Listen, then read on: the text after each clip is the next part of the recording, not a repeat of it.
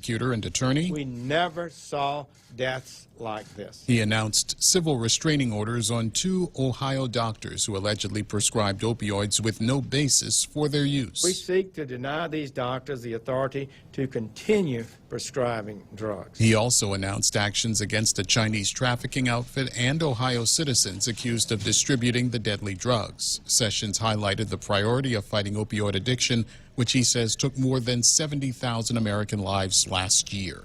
Gernal Scott, Fox News. Recapping Wall Street, a mixed day overall. The Dow finishing down about 88 points. The S&P also lower by a point, but that benchmark index setting a record for the longest running bull market ever. Lisa Brady, Fox News Radio. More than 40 local companies have partnered with Take Care to bring you some of the best deals across the island through the Take Care Affinity Rewards program. From Spa Bali, Guam Reef and Gabriel's Restaurant to Tango Theaters, Dolce Frutti, and many more. Take Care members can simply present their membership cards at our partner locations to receive a special offer or discount. For a complete listing of Take Care's affinity partners and deals, visit TakeCareAsia.com or check out our Take Care app for all the latest updates. Can you feel it? The future is ours! If you want a government to help its people, it will be Lou and Josh! So when I look out here today, I see the spirit of our people, and I know that change is coming. Lou and Josh here, they're a great team. So let me ask you something. Who do you trust? The one word that I can use to describe Lilian Guerrero is success. She helped build businesses, and she helped you to take care of your people, your family, in the good times and in the bad. She will be the first female governor of Guam, Lourdes Lilian Guerrero. Sa kosmos tuhaman si Josh para bengatsuda sa mensepi itautata itanota and ikuturata. Please come out and vote for Lou and Josh. I'm Lilian Guerrero, and I approve this ad. Paid for by the committee to elect Leon Guerrero Tenorio. Tony Sanford, Treasurer. Here at APL, our core values give the company its heart and soul. Whether it's connecting your business with our global network through our newly enhanced service or investing our efforts into giving back to the community, APL is committed to serving you. We humbly honor the opportunity to find innovative solutions for you and your business. To learn more about our enhanced service, call 588-4651 or visit www.apl.com/Guam for more details. Morrico Equipment on Ipoh Road has been around a while. 28 years on Guam, in fact. 28 long years of dealing with Gov Guam, persevering through typhoons, earthquakes, the U.S. military, boony dogs, boony grass, off-island, on-island, old Marine Corps drive, destructive winds, and dangerous surf. So they know a bit about equipment on Guam. Lucky for us, the employees who work at Morrico Equipment also own Morrico Equipment because they're very proud of what they do. Call 649-1946 or click morricoequipment.com.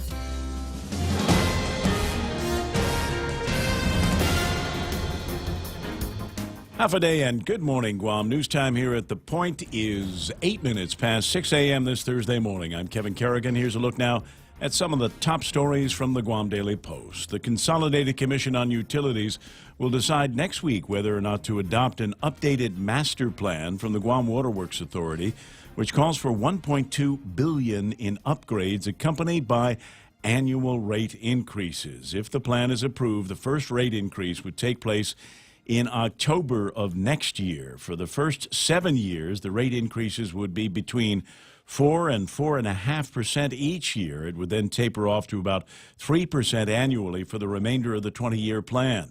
The rate increases would be needed to pay off the bondholders who would front the initial cost of the upgrades.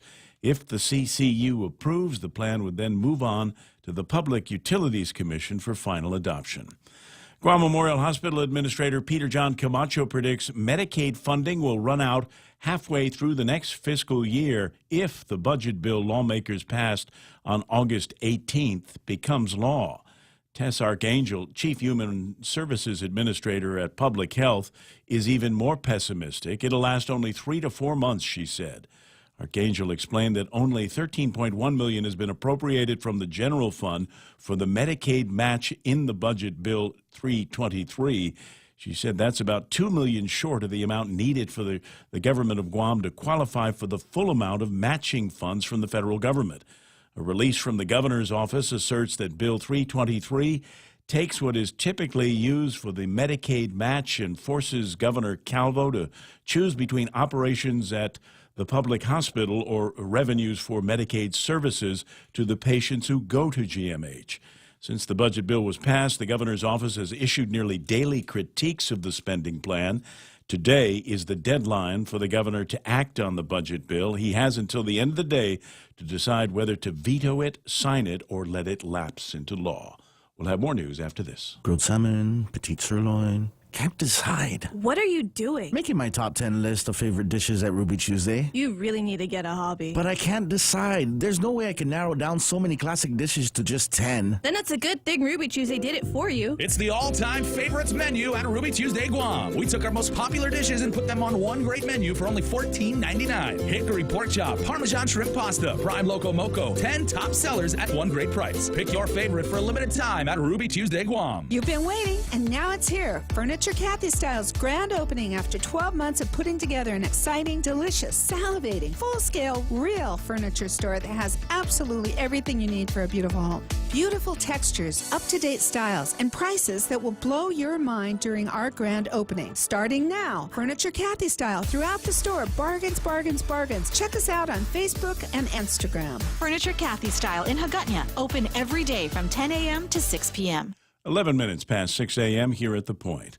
The Foreign Claims Settlement Commission has posted on its website the first proposed decision under the Guam World War II Loyalty Recognition Act. The case involves a woman who suffered injuries when the Japanese invaded Guam in December 1941. She went into hiding to evade internment, but she was later captured and subjected to forced march, states the proposed decision, and she is entitled to a payment of $10,000. The name of the recipient was not revealed. The proposed decision is dated July 10th.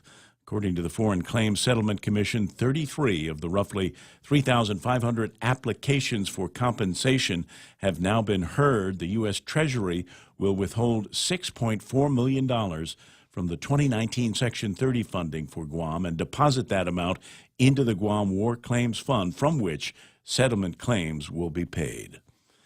Democratic Party official Ken Perez says he stands by his position that Senator Michael San Nicolas should be ousted from the party for not signing the Unity Pledge. The party's Central Executive Committee man said he is drafting a letter calling for the expulsion of San Nicolas, and he plans to present the letter during the next regularly scheduled Democratic Party Executive Committee meeting. Perez said it will take two-thirds of the vote of 46 members plus the officers to vote San Nicolas out of the Democratic Party. Perez told the Guam Daily Post, if you don't want to sign the pledge to vote Democratic, then you don't belong. San Nicolas is challenging Bordallo for the Democratic nomination to become Guam's delegate to Congress. On Monday, he declined to join fellow Democrats at the Unity Pledge signing, saying, we have excellent candidates in both parties and some not so excellent. The San Nicolas said it is irresponsible to pledge support to a group just because they are of the same party. For these stories and more, log on to postguam.com or pick up a copy of today's Guam Daily Post. Here's Ray with weather. Now, I'm trying to remember when I signed up to be a Democrat, whether I had to take an oath. You never did. I did. You are a Republican at heart. But I signed up. I told you I signed up for the Democratic Party when we did that caucus a few years ago. Yeah. Because I didn't want Hillary to win, so I signed up and voted for Obama in that thing. But and I figured that's as close as I'm ever going to get to the electoral process. I'm still very proud of it, and as far as I know, I'm still a member of the Democratic Party. Whenever they have, because they call me at the House when they have these elections, reminding me to go to the mayor's office and go vote. But I don't remember if Josh Tenorio had me do an oath. I don't know why. I can't remember whether I raised my right hand or not. But you weren't a candidate, were you? No. But I'm becoming a member. I'm trying to remember if that was part of the process. All right, 6:13 in the morning. You want to restart the weather music, and I'll go through it. It's partly sunny skies, isolated showers. There's northeast winds, 10 to 15 miles an hour, shifting to the east this evening. Highs near 88 degrees with a max afternoon heat index around 100. Overnight lows should be about 77 degrees. The weather radar image looks like it's offline again. Is it an air conditioning problem?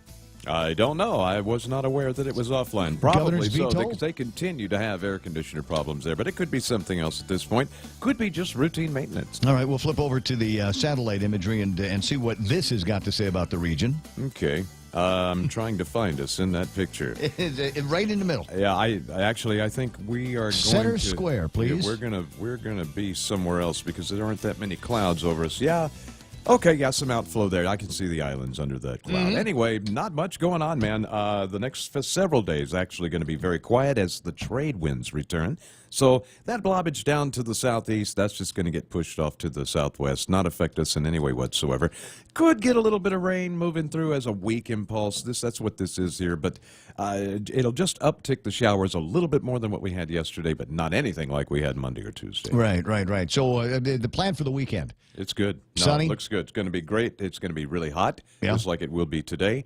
We're going to have several days, actually, of this very warm weather because of the light winds and the intense heat, because the sun is very high over the Will sky I be able right to actually see the sun? Here's what I'm shooting for. Sunday, tanning day, right? I need to actually see the sun. I need to get that. I need to feel my skin sizzle. Yeah, that's 3 days out. You can't really call them 100% by then, but it should be okay. Gotcha. That's news and weather together at 6:15, brought to you by Bank Pacific, where others put branches, they place roots. Half a day. This is Jerry Gutierrez. Many remember how committed Carl has been to helping our people during times of hardship, disaster, and financial crisis throughout his years of public service. For Carl, it has always been about people helping people.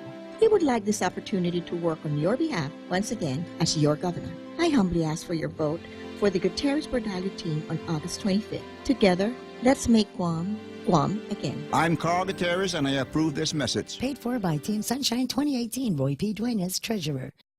Meat Cake Day at King's. That's all you need to know. It's Thursday. Lunchtime special is meat loaf. Mike calls it meat cake. So you get there and have that for lunch. Or try the pick 2 or pick 3 combo. Lunch waiting for you at King's all day. Half a day. I'm Selena Cruz Nelson. My whole life, I was taught to help everyone I can, as much as I can, for as long as I can. That's why I ran for senator. And it's why I'm asking for your vote on August 25th. With your continued trust, I will continue to support our law enforcement community and demand that they are more responsible and responsive to you. I will work to stop drugs at our border and find treatment options for those suffering from addiction. I'm Selena Cruz Nelson, and I humbly ask for your votes. I'm Selena Cruz Nelson, and I approve this message. Did you put anything in there about keeping Eric Palacios out of customs?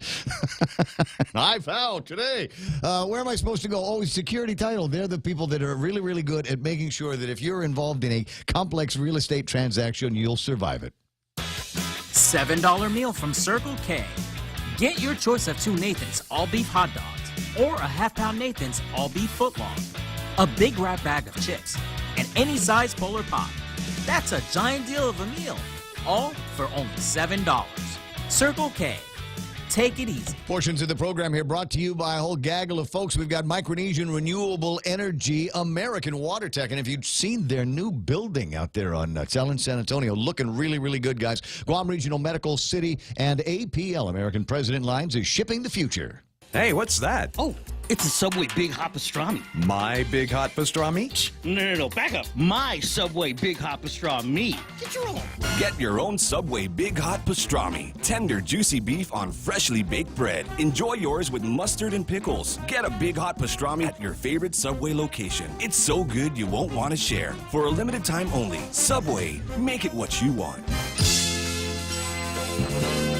The Ray Gibson Show. Morning talk that matters. Call now, 888-TALK. That's 888-8255.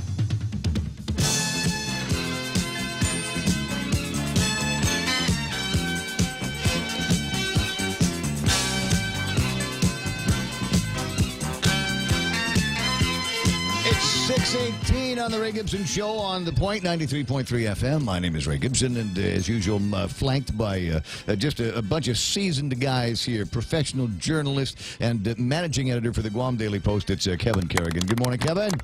Good morning, Ray. Great to have you here. Looking forward to the next couple of days, 72 hours, and then it'll all be done. What is your plan at the Guam Daily Post for I was going to say storm coverage, but it's election coverage. I thought the other guy comes up to me and says, "So you're going to be working all night on Saturday after the election?" I'm like, "No, why would I do that?" He says, "Because the election results, you're going to put those things up, and somebody's going to post them where everybody can see them." I said, "Yeah, that sounds like a job for the guys over at the Guam Daily Post and their incredible website and app. that is the job for the weekend. Yep, to get them up as fast and accurately as we can. Okay, and so is that you? Are you going to be doing that, or is there everybody? We got a great team, and everybody's on call. Okay. So coverage all night long from the Guam Daily Post. Well, paper's got to go to bed at about midnight, so we'll have in the paper on Sunday what's available by midnight, but the website will be updated. Yeah, the website is cranking 24 hours a day, 7 days a week. If you have not yet gotten your hands on the Guam Daily Post app,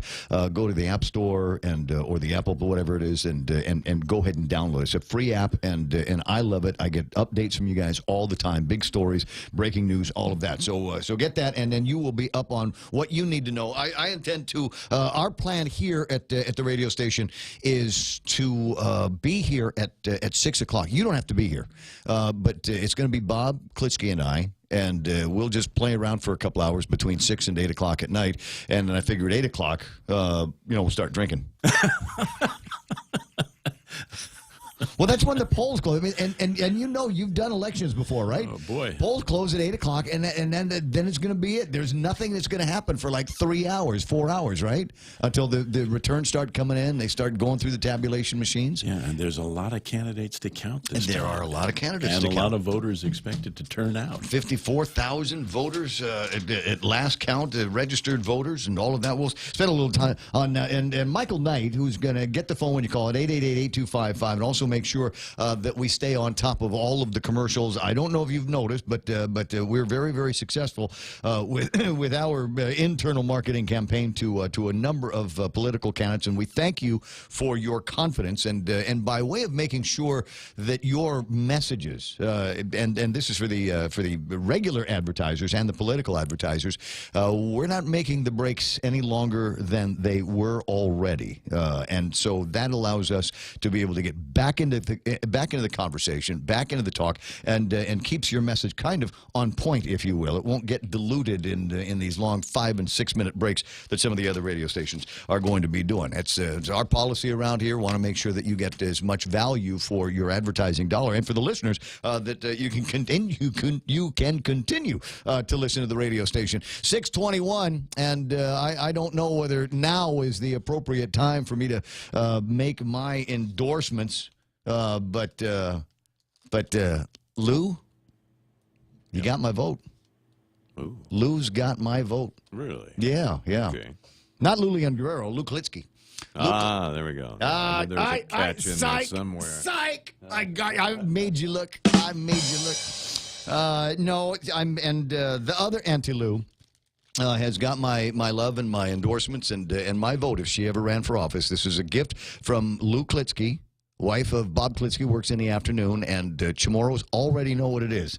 You just looking at the bag, you already know what this is. If you need further clues as to what it is, there it is. There's some pugwa from the Klitsky tree and a leaf of pupulu that I intend to dry out and smoke. Nice, right? I think Saturday's show would be much better if we started drinking at 5:30. Lead me not into temptation. I can get there myself. It's a concept. No, I don't think I've worked with people that have done that before, but I've never. You can start when you want. Okay. It's all right. The cooler will be standing somewhere, and I'm kind of waiting on this. I have not yet. I know of a couple of places where it might be fun to go after the show at 8 o'clock. I told you about that fundraiser they're doing over at Franny's for the school kids, right? Right. That might be a nice place to go just because it's Franny's, close to the house, all of that stuff. And then there, I don't know. There might be a couple of other places. I'm looking to see if I'm going to get an invite from Carl and Jerry Gutierrez. Is there going to be something at the headquarters, or is it going to be at the house? Will Auntie Lou invite me over? Will Frank invite me over? Maybe Dennis will invite me over to some place to go and watch the returns. Yeah, that's also kind of fun to do. Yeah. No, I can imagine, because it's an up and down thing. The ebb and flow of their anticipation of the final numbers to come out. Myself, I'm probably going to go watch Christopher Robin. Is that a movie? It is. Okay. I was a Winnie the Pooh kid. Oh, were you? I was. I am so completely behind on anything that is in the movie theaters. I have not been. What it's August, right? The 23rd. I have not darkened the doors of a movie theater all year. I haven't been to one in several years. You know there why? are only a few movies that I'll go see, but I think I might go see that one. You know why I don't? Because there's people in there. Yeah. And they talk and they make noise. Exactly. And they won't stay off can't stay off their phone for 2 hours. They got to look at it and check their Facebooks and their WhatsApps and all of that. It's a movie. Just unplug. 2 hours. It won't kill you. 6:24 in the morning. 888-8255. But now is a good time to say hello to everybody on the Facebook Live. Sometimes you want to go where everybody knows your name, and they're always glad you came. You want to be where you can see our troubles are all the same. You want to be where everybody knows your name. And I'm going to need to start doing this earlier. As usual, there's a whole bunch of the earlier names that I'm going to miss. Trust me, I saw you. Thanks very much for being there. Carl and Jerry Gutierrez, there's Juanita, and Machi Rene Lau is on. I see Nick Perlowski there. What's he saying? 4 out of 5. Dennis, recommend listening to The Point. And for their patients that chew beetle nut. Deborah Wise is saying hello, good morning to Ray and Kevin and Michael, Leticia Lujan, James Howard, Carmen Leon Guerrero. I see Ryan St. Albert Eliason, Vivian Cunningham, and Florence Cruz, Rosemary Ogo, Lynn Vince, Borja Polino, Dora Marie Fergiger, and Jeff Ojeda have got the Facebook Live cranking this morning. Hey, Cousin Troy. I see you there, Cousin Troy. What kind of trouble are you going to make today? He'd actually shared the post yesterday, the link to the Facebook Live on his Facebook yesterday, and talking about his oldest. I think he referred to me as his oldest cousin, and then Shelley chimed in, and then I think there were black eyes ensuing. I'm not sure. I see Sahara Defensor. There's Big Sister Shelley there. Lillian Cruz, Carm Leon Guerrero, Lee Stolley, Jackie Cabrera out in Washington got the radio going. Carl Pangolin, who spent 4 hours doing radio yesterday. I see Mike Sr. and Ishmael Velez. Unity Pledge. Sounds like a cult. Good for you. He says, good for you, MSN. That'd make a good band name. What's that, Unity Pledge? Ladies and gentlemen, Unity Pledge. What music would they play? You know what? Rock, punk, country, disco. That's what they played. Rico Blancaflor is on. Desiree Braga, Leah Beth Nalua, Florence Cruz saying half a day to us. There's Adonis Mendiol. I haven't seen that guy lurking around in a little bit. Nice to see you there this morning. Anita Moffness, Melissa Blas Scheibel. Hello, pretty. Nice to see you there. Miriam Rupley, Randy Kruger, Tom Cepeda. And a lot of people say, Ray, why are you doing this? Number one, I like to see who's here, and I like you to see who's there. And it's movers and shakers and headline makers just like everybody else. Brad Hewitt talking about endorsements better than recommendations. Brandon Yoru, Bob Lizama. I got Mike McCarthy and Commissioner Roy Gamboa. I like calling him that because it's fun. Lynn Perez and Steve Camacho saying half a day. What do we got here? Steve Camacho with a link to a Troy Torres video. Is that... No, I didn't see the show last night. Did Troy, did you do were there bombs dropped last night, Troy? Troy, 888-8255. That's 888-8255. And, yeah, Troy's not only listening, he's on the Facebook Live. So let me know. Give me the gist of what it is that you talked about on the deal that you did. It's 6:27 as the program is moving forward here. And you might be wondering what the big deals are going to be for Ray today. Is there a rant today? And the rant today might have to do with, I don't know how to handle this. But I'm gonna put it out here anyway. There's the Make It Count Political Survey 2018. And did I send you a copy of this, Kevin? I did not send you a copy of it. It's those are the folks from Texas? I think so. Called landlines on Guam, and yeah, I think they have a... Yeah.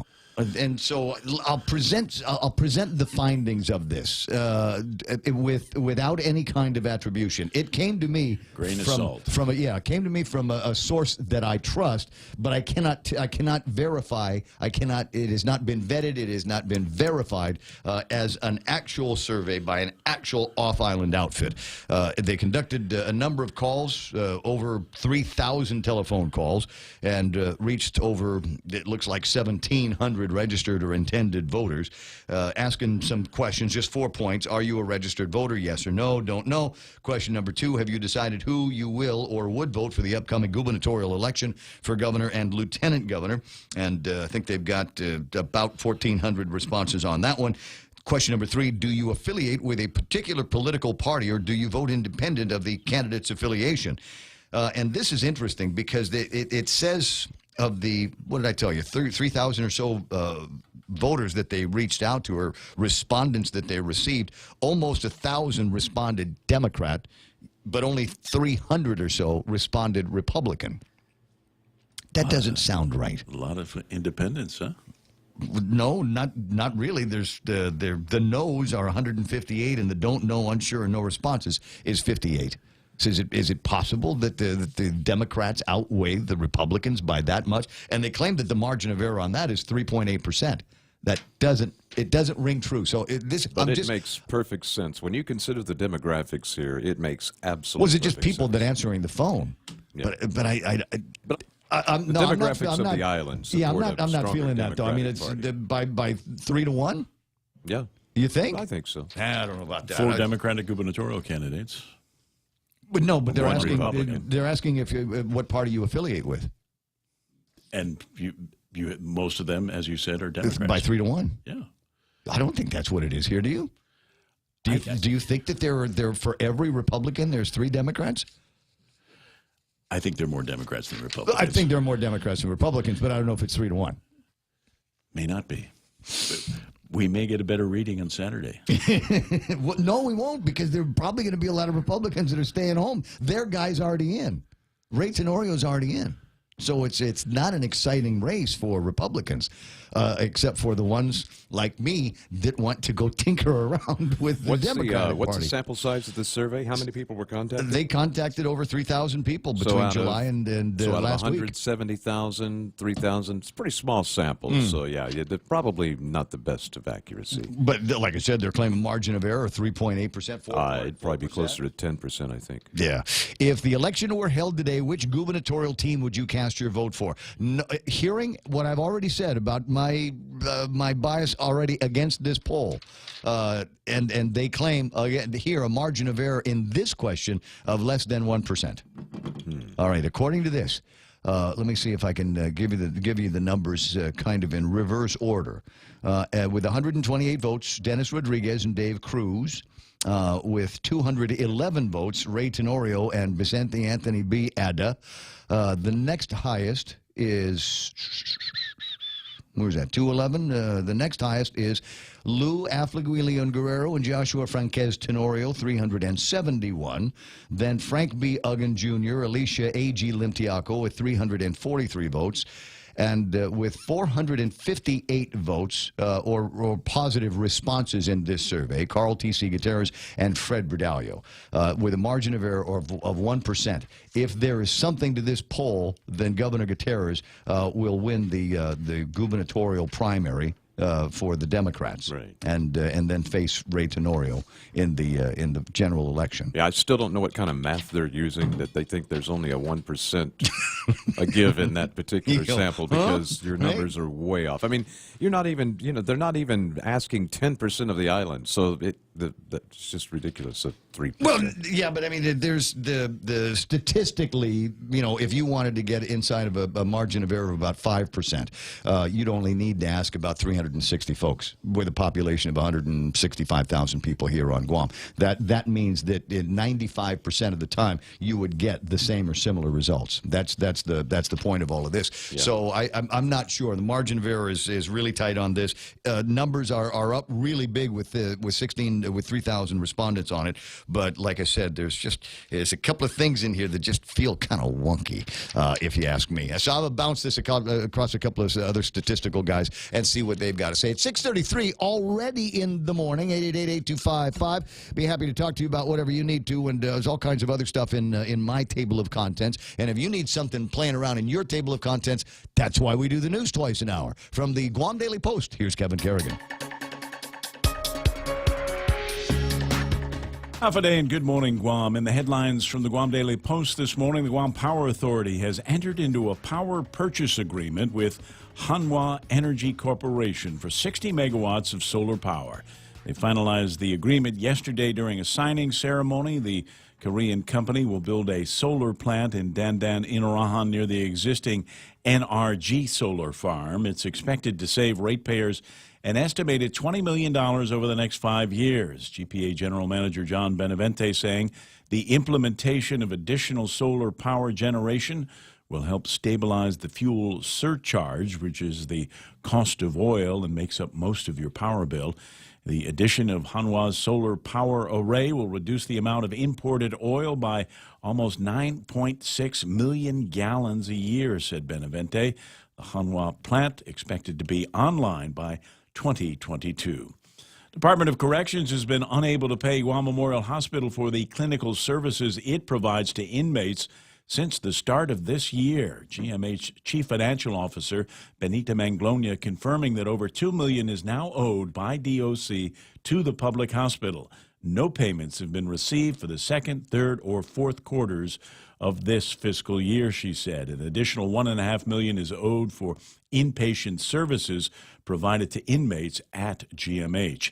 The legislature underfunded us this fiscal year, explained Department of Corrections Director Tony Lamarena, and that puts us in a pickle, he said. Lamarena said DOC asked for a little over $3 million for inmate medical services in the 2018 fiscal year, and they got only $650,000, all of which has now been spent. He's concerned about the possibility of federal intervention in the prison's operations again, just over a year after the lifting of a 25-year-old federal consent decree on DOC.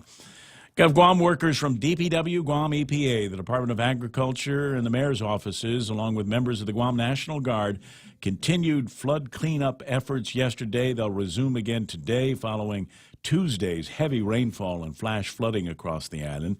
Yesterday, they helped clear debris and mudslides along Route 4 in Pago Bay, Maimai Road in Chalan Pago, Dasao Road in the Ponding Basin in Sinahanya, and other areas in Ordot, Chalan Pago, Cañada Barrigada, and Inarahan Village. Efforts to clean up continue throughout today.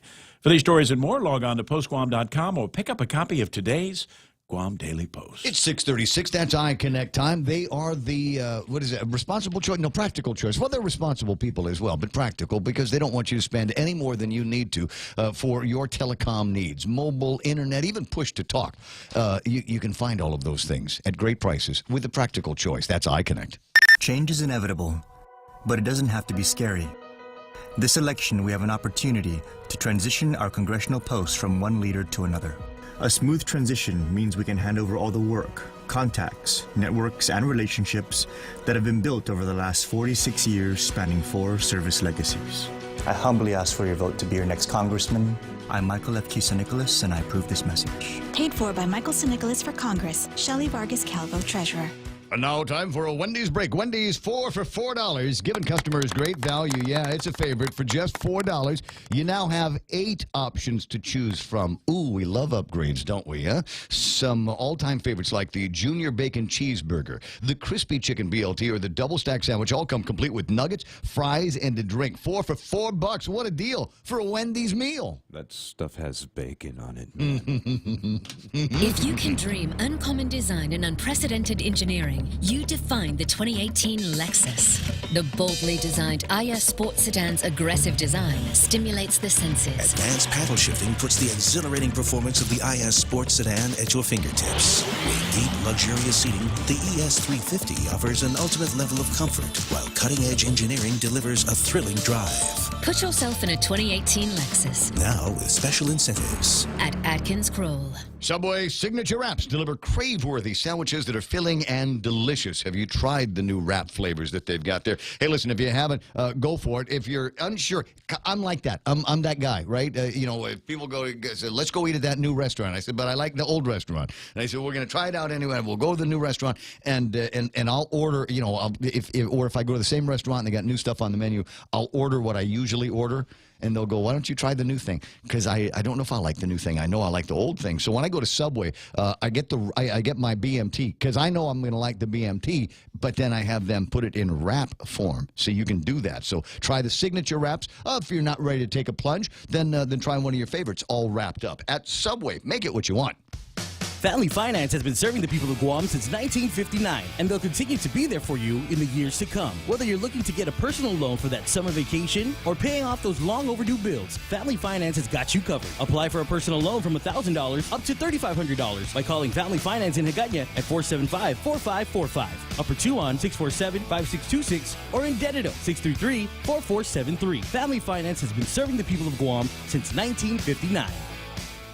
I'm voting for a winner. I'm voting for the only team that's standing up against corruption. I'm voting for the guys that have a full action plan with the courage to say what's right, even if it isn't popular. I'm voting for the team that cares about what I think. They're not attached to any big business. They're not owned by special interests. They're fresh. They're young. They're winners. This primary election, vote with me. Vote with me. Vote with me. Make it your time. Vote for Rodriguez Cruz. Hafaday, I'm Dennis Rodriguez Jr. Hafaday, I'm David Cruz. Together, we approve this message.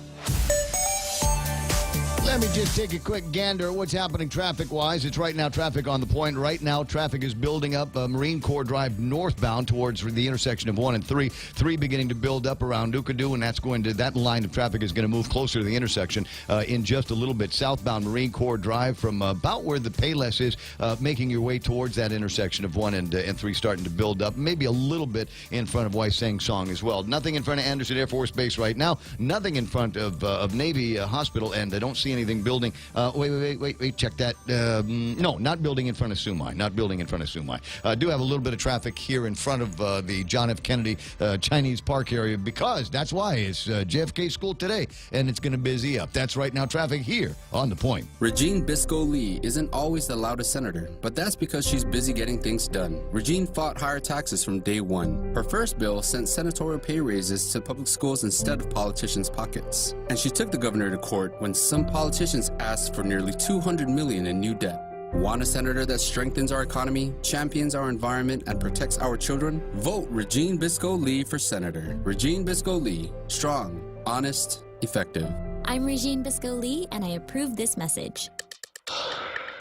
The Coconut Wireless is back. Watch and listen live on thepoint.gu. I like this one. I like this music coming out of the break. It reminds me of those Beat Street breakdown movies. You know, it's the one where the man is trying to rip off a community center and kick old ladies out of their houses for not paying their taxes. Take the food from the starving children. So we're going to have a street dance. Nice. That's what we're going to do. We're going to have a street dance. And we're going to save the old lady. We're going to save the community center with the street. That's what we got to do for Gov Guam. You know, you didn't even do the robot at Kento's that night. I was a little disappointed, man. Yeah, I got to get that dancing partner back on the floor. 19 away from the top of the hour. It's Ray Gibson Show on the 93.3 The Point. Just days away from the election. Andre Bainham now with a message for all of the voters. Good morning, Andre. Good morning, Ray. Hey, I was just listening to your conversation earlier about the poll, and I just wanted to put out there for someone who's conducted several polls over, the last couple of years, that 1,700 is a lot. I mean, you don't need to call 50,000 people on an island of 50,000 people to get your confidence level to get higher. So for certain polls, you can call, like, for 1,700 people. That's what state bank polls do. The Pew Research and Gallup and all of that, they use, that's pretty much the standard. Calling 12 to 1,700 people can be attributed to millions of people.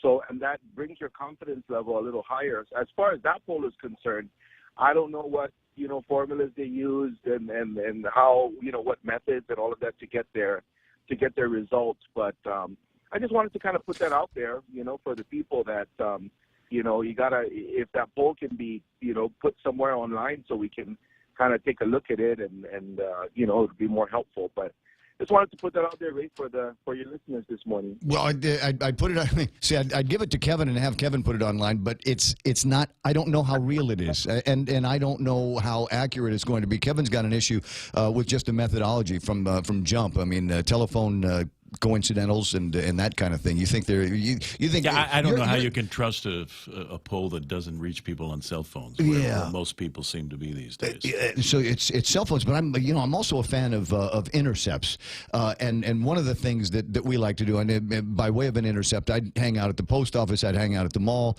and I'd hang out at all kinds of places and actually conduct a live people. survey with somebody. Are you a voter? That Yes. too. Are you over 18? Plus, you can get other kind of demographic information from it. You can because I'm looking at you. That's a boy. That's a girl. And we can guesstimate an age range and things like that. So you can do a little bit more data mining if you're involved in something along those particular lines. But Andre, what do you think of the results here?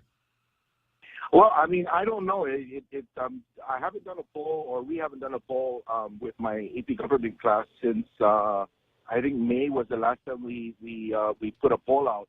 But even using the landlines, a lot of the landlines, people still have them.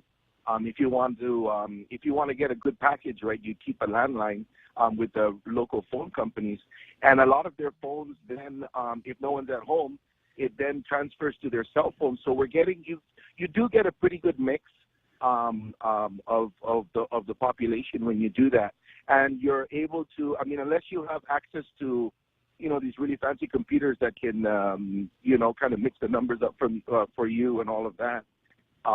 You still get a pretty good sample size and a reliable sample size using phones. But as far as the results, I don't know. It didn't match anything that we put out and Ron put out and stuff like that. Although Ron's polls, their sample size is very small. They do like 200 or 300 people. We always make it a rule with us to do at least over 1,800 to 1,000 people, which then can be attributed to a larger, universe of the populace. But I don't know. I mean, when it comes down to it, the people got to look at, if you're looking for reform, if you're looking for that the proverbial change word that everyone loves so much, then you really got to look at your candidates. And if you look at all the candidates, we have to see whether, who these candidates are affiliated with, how long they've been playing this game, and where our island is today. And so personally, I'm looking for someone, that's different. Our group, Women's for Fair Government, we went ahead and put out just a small endorsement video where we're endorsing Frank and Alicia. Not endorsing, but we support their efforts. I'm sorry, this election, and we hope that the people go out there and they make their choices as well. So that's where we're at. 54,000 people. You have one job: get out and vote and figure out who's going to do best for this island. I like the way I kind of lump you guys together. There's Bob and Kenley and Guerrero and yourself and Daryl Taggarty, very involved, very affected people. I'm honored to be with that in that list of names. Yeah, right. So I wanted to turn you on to something that Daryl wrote. It's in this morning's PDN editorial, and he's talking about voters must promote people willing to be problem solvers. He says we need a solid majority of senators with political will to come together across party lines to solve Guam's chronic problems once and for all.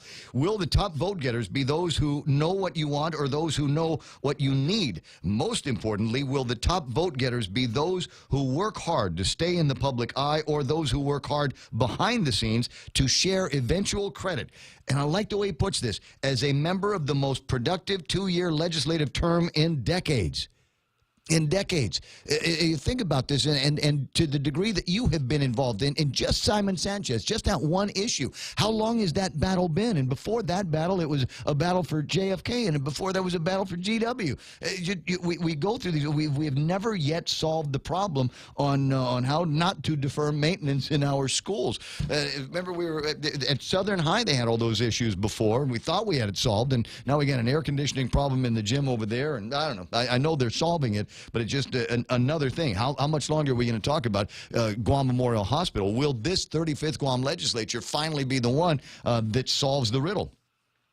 I mean, that remains to be seen, but, it's I think the question is for our leaders is how long can you ignore the services that you should be providing to your people before it becomes a major problem, before it becomes too expensive to handle? And we see this with roads, we see this with the schools, we see this with just our safety agencies, the hospital, and while they continue to ignore that, I was speaking with someone and they're talking about how they're always saying that, we have this huge increase of tourism and the economy is great, and we got $1 billion economy, and so on and so forth, or budget. But none of that money seems to be trickling down. It seems to be trickling all upwards to that 1%. So, I voted for Calvo back in 2010. I believe that, there was this businessman who's going to come in and he's going to change things and this and that, but it turned out to be the opposite. So we're looking at the same thing again with, this, slate of candidates, a few of them, with Lulian Guerrero, who's another business person. I don't know. I don't trust it anymore. We got to look for someone who's totally different and someone who's really going to get into the villages, fix the roads, fix the infrastructure, fix the schools, get the hospital going, because, it's this way that they've continued to operate, decade after decade is just, and the ignoring of the services that they need to provide for the people just needs to stop. I'm tired of patches. I'm tired of patches around here. 649 has spent a lot of time on Route 10, and other people that spent a lot of time on Route 10, where everybody was excited about. A month ago, DPW guys came through there and started putting some hot patch in some of these. What do they call them? The Zaf portion of the roads. Well, with all the rain that we had over the last couple of days, all of the patches that they put in on the Zaf part has come up. It's all come up again. I was going to say the same thing. I live in Talafofo, and they were doing some patching there as well, and all just popped out. Yep. So you got all these black rocks and marble all over the road. We all seeing the same thing, right? We're all looking at the same thing. Andre, go teach the kids. I'll see you pretty soon. Thank you, sir. Bye-bye. I appreciate you calling in. Appreciate your expertise. Another pollster kind of guy out there. It's an interesting story, and I hope it doesn't get buried in all of the political talk. So if you don't mind, I want to bring in a very close friend, a personal friend, Father Duane, his class of 1980, Frank Blas Jr. on the line, and spend a couple of minutes talking about some interesting things. Good morning, Daryl. How you doing? Hey, good morning, Ray. Half a day. Half a day. Listen, a quick question about the war claims. I understand that you're very close to this issue. It looks like we're going to see one of the first ones coming out of the commission, and a payment to the tune of about $10,000. It feel like a victory? Bittersweet. I'm glad there's some closure. It could have gone another way. I was hopeful for that. I continue to hope for that with regards to the funding source. But it's bittersweet, and I'm just glad that the process is starting to move. Agree. And we go back to what we would have liked to have seen, and that would have been true World War II loyalty recognition from the federal government of the United States of America, as it stands, the recompense, the long-awaited recompense to at least this person and another, and there's supposed to be a whole bunch of others that are going to see their share of $6 million or so. Those funds are coming from Section 30 monies, which are basically ours anyway. Yeah. If you go on the website, yes, they published one of their findings. It doesn't have the individual's name for the protection of their privacy. But the process now with regard to the review has started. Although there's only one right now on the website, there are actually about 30 odd some more that have been completed. I think as we speak, there's even more that's being reviewed, and that's a good thing, So now this process with this particular individual obviously has got a period of time to be able to review the findings, and has got 15 days from the time the process or the individual had been informed of the conclusion, whether or not they want to appeal what the commission has determined to be, first off, that there is credence to the claim, and as a result of the credence in the claim, this individual, the commission felt that this is the award, that it was appropriate for it, and all the individuals got 15 days. And after that process, if there is no appeal, then in 30 days, then Here comes a check. No, not necessarily. No. Then a final order on the ruling, or on the termination, is produced, and then that order then is transmitted to the IRS, and the IRS, and because remember, it's coming out of Section 30. Mm-hmm. They're the ones that are going to be able to take it, and then once the Section 30, Guam gets this is what this is what's going to happen to the rest of this money. Then they cut the check from there. And there's at least one gubernatorial candidate that says maybe the smart thing to do would be to take the money that would come out of Section 30. I think this year it would be to the tune of $6-point-something million, and do some kind of anticipation note based on that. And then be able to, from the proceeds of that note, then be able to bring in a second class of World War II survivors. That would be the children, maybe of some of those that survived the war. My mother would have been the primary designee had she still been alive, but in this case, as a survivor of my mother, I would be entitled, or me and my siblings would be entitled to some other form of compensation from the federal government. What do you think of that idea? I tell you what, I'm open to a number of different ways that it can be resolved. That issue, though, you may run into a problem with regard to what is the final amount that is determined. Okay, again, what would happen if then, as a result of an anticipation, Guam or the commission that is probably set up on Guam as a result of this promissory note or anticipatory note that the individual is supposed to get. Let's give it a roundabout figure. Yeah, 15,000. Yeah, or 20,000. But then the commission, the Point Claims Commission, comes back with 10,000. Oh, I see what you're saying. So what do we do with the slip? Right. Yeah. I hear what you're saying. Well, I didn't say it was an easy solution, and obviously it'd take more than a couple of minutes to talk about and to flesh out on the radio. But still, in all, kind of interesting. As we're 2 days away from the primary election, Brother Darrow, are you second guessing not running for senator?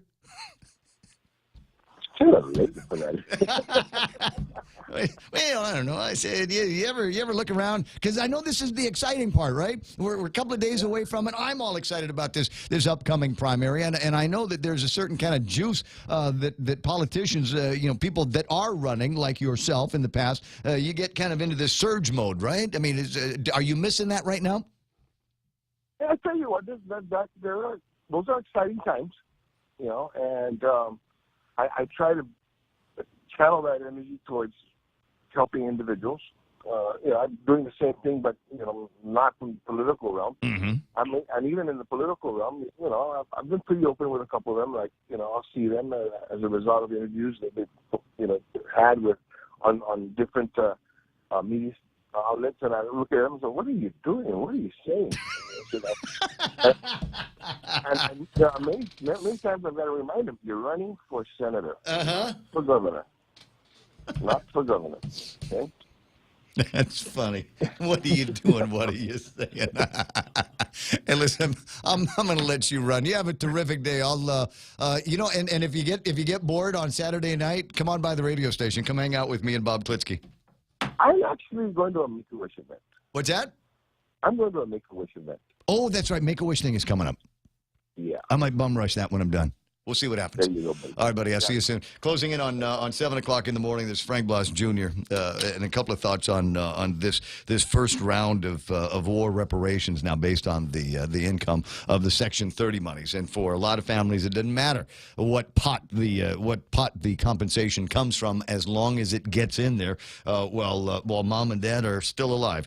888-8255. That's 888-8255. I noticed a bunch of people calling in while I was on with Andre and Frank, and we'll see if we we can get those guys in for some conversation and some chat as the program continues, as we make our way forward. One of the other things that I noticed, because I got my side eye. I don't know if you noticed this, but while I'm listening to Frank, I got my side eye going, checking on the Facebook Live, seeing some of the comments that are floating around here from among the people that have chimed in. Talking about the poll. There's a couple of people talking about the conversation that Cousin Troy had on Facebook last night. Apparently, my name came up in the conversation. I will assume it was in a good way because it's my cousin Troy who's saying it.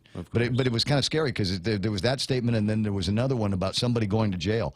So I'm hopefully those two conversations did not connect. Different parts of the Usually of the when script, your I'm not name sure. comes up, it's somebody chiming in to write you in as a gubernatorial candidate. Yeah. So it was a conversation about the poll and the parts of it that I read, and as I said, I have not vetted the information. I put it out there for entertainment purposes only, my entertainment. Brad writes, fair enough, but many see this type of nonsense among other fake info and just not bright enough to understand. These people do vote. Yep, they sure do. They sure do. Got to say good morning to Derek Munia-Canetta and Michael Imtiaco is there. Mark Cruz, Pretty Ashley is on. Tedo's there. GW Frank Gumatau running for AG. I'll see him later. By the way, I'm starting up a fantasy pick'em league for the Point listeners, and I'm going to post that in our chat here in just a second. Okay, I don't know what that means, It's on but Yahoo. okay. Yeah. Very good. It's 6:59 and change. Coming up, Fox News Live. On the other side of that, we'll be talking about news with Kevin Kerrigan for the Guam Daily Post, and we'll take a look at what's happening in the market. Also possible that we'll hear from Jerry Roberts live and in the studio one more time. Stick around, Brown. It's all ahead.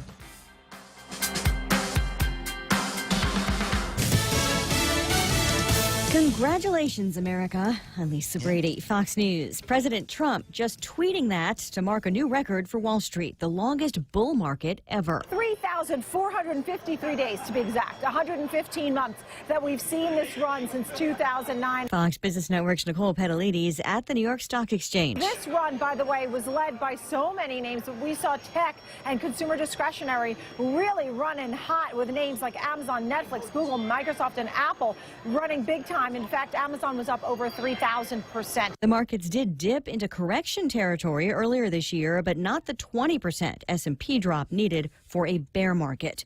A day after his guilty plea to counts including campaign finance violations, the president's former attorney, Michael Cohen, is now being subpoenaed by state investigators probing the Trump Foundation in New York. The president still denies any personal wrongdoing in Cohen's hush money payments to two women. And they weren't taken out of campaign finance. That's a big thing. That's a much bigger thing. Did they come out of the campaign? They didn't come out of the campaign. In an exclusive interview airing tomorrow morning on Fox and Friends, the president also says again he didn't know about the payments at the time, contradicting what Cohen says. At a briefing on election security. To those foreign adversaries who seek to meddle in or impact our election, our message from the U.S. federal government to you is simple. We will identify you, and you will pay a high price. Homeland Security Chief Kirstjen Nielsen says the U.S. won't tolerate any attempt to interfere with our elections, highlighting the latest efforts across the country to safeguard the system. Democrats accuse the administration of not doing enough. Hawaii bracing for at least a brush with Hurricane Lane, still a Category 4 for now, though some weakening is expected over the next few days. It's about 300 miles south of the Big Island. Fox News, fair and balanced. I'm voting for a winner. I'm voting for the only team that's standing up against corruption. I'm voting for the guys that have a full action plan with the courage to say what's right, even if it isn't popular. I'm voting for the team that cares about what I think. They're not attached to any big business. They're not owned by special interests. They're fresh. They're young. They're winners. This primary election, vote with me. Vote with me. Vote with me. Make it your time. Vote for Rodriguez Cruz. Hafa-day, I'm Dennis Rodriguez Jr. Hafa-day, I'm David Cruz. Together, we approve this message. Sizzling hot, that's what our special summer loan is, with rates as low as 4% and amounts up to $50,000. You can use your money for whatever you want, like back to school expenses, tuition, travel, or paying down expensive credit cards. A sizzling hot special summer loan with great rates as low as 4% at Bank Pacific today. Bank Pacific, where others put branches, we place roots. Eco Credit Opportunity Lender. Conditions apply. As low as 4% APR. The White House accusing Democrats of playing politics as some call for postponing the confirmation hearing for the president's Supreme Court nominee. The Senate Judiciary Committee's top Democrat Dianne Feinstein says in light of guilty verdicts for President Trump's former campaign chairman in the guilty plea by the president's former personal attorney, Brett Kavanaugh's nomination hearing should not move forward on September 4th. Feinstein says the possibility of criminal wrongdoing by the president combined with doubts that Kavanaugh believes a president can be investigated demand further review. A spokesman for committee chairman Republican Chuck Grassley says the hearing will begin as planned, writing Justice Breyer's confirmation occurred when President Clinton's records had been subpoenaed by a grand jury. Fox's Jared Halpern on Capitol Hill. A judge in Iowa rejecting a defense motion to get cameras out of the courtroom during today's arraignment of Christian Rivera, the Mexican national charged with murder in the death of college student Molly Tibbetts. He's held on $5 million bail. Another viral challenge prompts a warning from the parent of an injured teenager. Brandy Owens of Detroit, Michigan says her 12-year-old daughter Tamaya was at home with friends when she heard a small explosion and saw her daughter run on fire from her knees to her hair. Owens and her fiance put Tamaya in the bathtub and sprayed her with cold water before rushing her to the hospital with burns covering nearly 50% of her body. Tamaya's friends say they were mimicking the fire challenge clips of folks dousing themselves with rubbing alcohol to set themselves ablaze. Owens is warning other parents to monitor the content their kids see online. Fox's Kristen Goodwin. Tamaya needs at least 3 more surgeries before she can head home. A GoFundMe campaign for medical expenses has raised over $4,000. Despite the bull market run, a mixed day for Wall Street. The Dow was down 88 points. I'm Lisa Brady, Fox News Radio. Half a day, I'm Selena Cruz Nelson. My whole life, I was taught to help everyone I can, as much as I can, for as long as I can. That's why I ran for senator, and it's why I'm asking for your vote on August 25th. With your continued trust, I will continue to support our law enforcement community and demand that they are more responsible and responsive to you. I will work to stop drugs at our border and find treatment options for those suffering from addiction. I'm Selena Cruz Nelson, and I humbly ask for your votes. I'm Selena Cruz Nelson, and I approve this message. Sometimes a penny saved can lead to much more than a penny earned. With GPA Energy Sense rebate program, the power is yours. Earn money back while saving on your monthly power bill.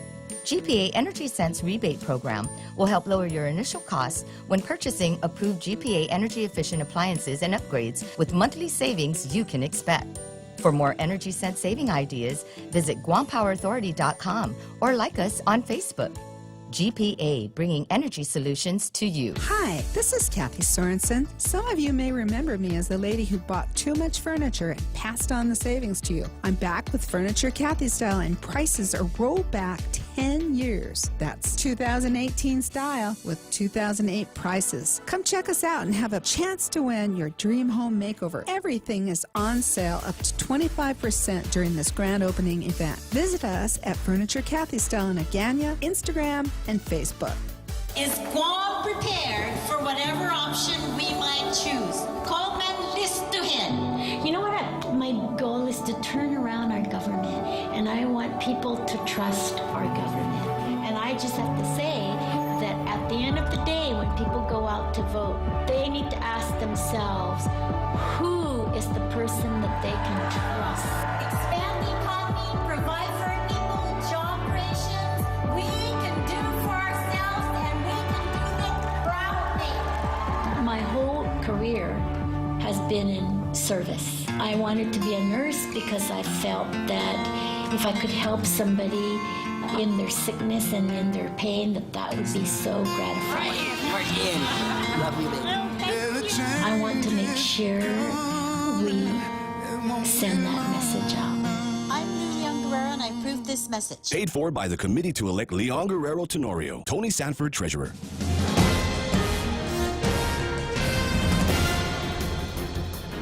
Half a day and good morning, Guam. News time here at The Point is 8 minutes past 7 a.m. this Thursday morning. I'm Kevin Kerrigan. Here's a look now at some of the top stories from the Guam Daily Post. Guam Memorial Hospital Administrator Peter John Camacho predicting Medicaid funding could run out halfway through the next fiscal year if the budget bill lawmakers passed on August 18th becomes law.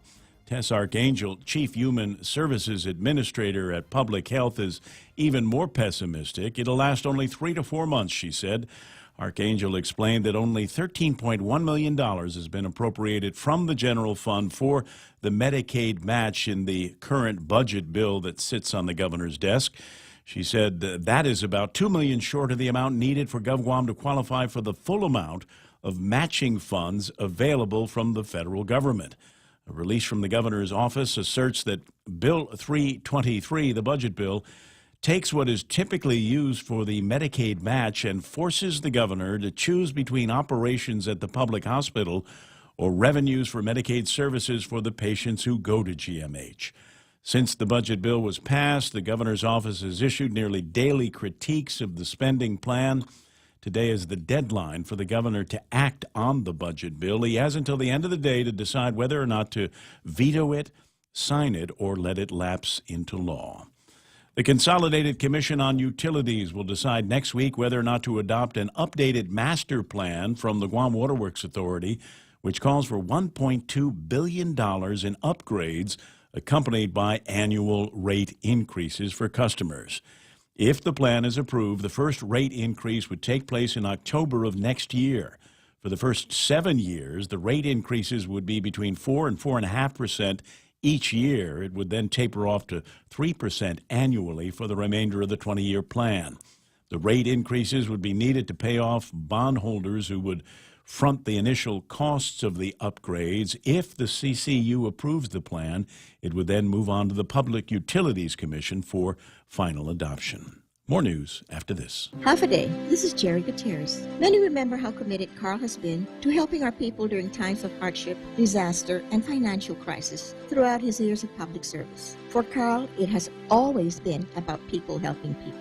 He would like this opportunity to work on your behalf once again as your governor. I humbly ask for your vote for the Gutierrez-Bordallo team on August 25th. Together, let's make Guam again. I'm Carl Gutierrez, and I approve this message. Paid for by Team Sunshine 2018, Roy P. Duenas, Treasurer. Taste the sizzle at Chili's with our new fajita flavors. Our signature fajitas are served with sliced bell peppers, caramelized onions, topped with chipotle garlic butter, and chopped cilantro. Build your fajita with over 16 ounces of tender grilled chicken, juicy steak, and a dozen pieces of seasoned grilled shrimp in the family fajita trio. All served with warm flour tortillas and fresh toppings like mixed cheese, guacamole, salsa, and pico de gallo. Experience bold, sizzling fajita flavors only at Chili's. More life happens here. 11 minutes past 7 a.m. here at The Point. The Department of Corrections has been unable to pay Guam Memorial Hospital for the clinical services it provides to inmates since the start of this year. GMH Chief Financial Officer Benita Manglona confirming that over $2 million is now owed by DOC to the public hospital. No payments have been received for the second, third, or fourth quarters of the fiscal year, she said.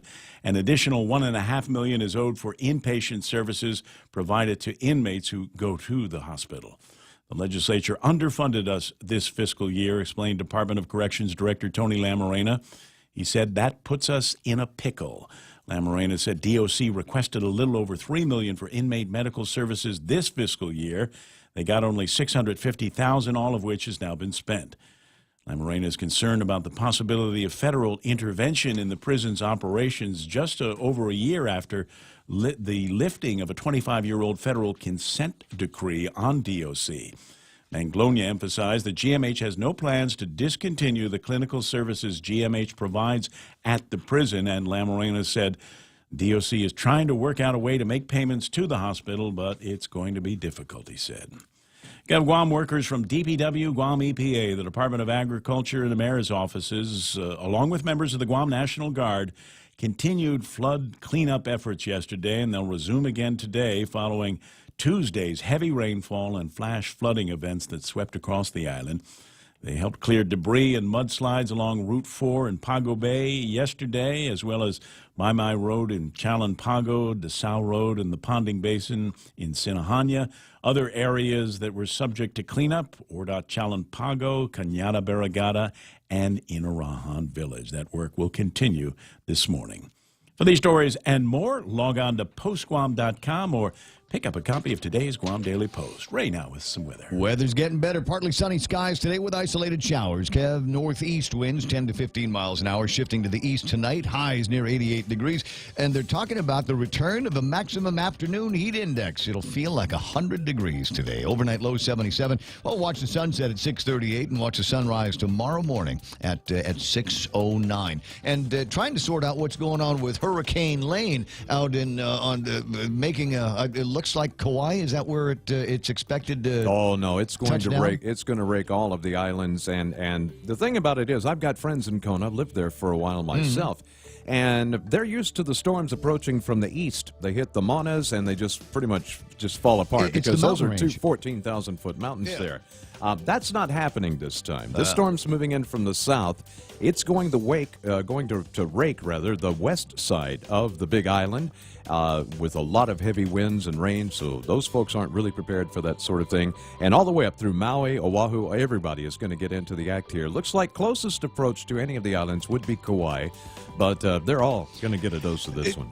Now, when you say a dose of it, what are we talking about here? I mean, a direct eye strike from a hurricane would mean what? I mean, what kind of winds are we talking about associated with the center In of the this storm? particular storm, now Category 4, direct eye hit, we'd be talking about winds in the 140 mile per hour range. So you and I could handle that here on Guam. Concrete buildings, you close the shutters, and you hunker down with some Netflix and chill as long as the power's on and the internet stays on, and we're going to be okay.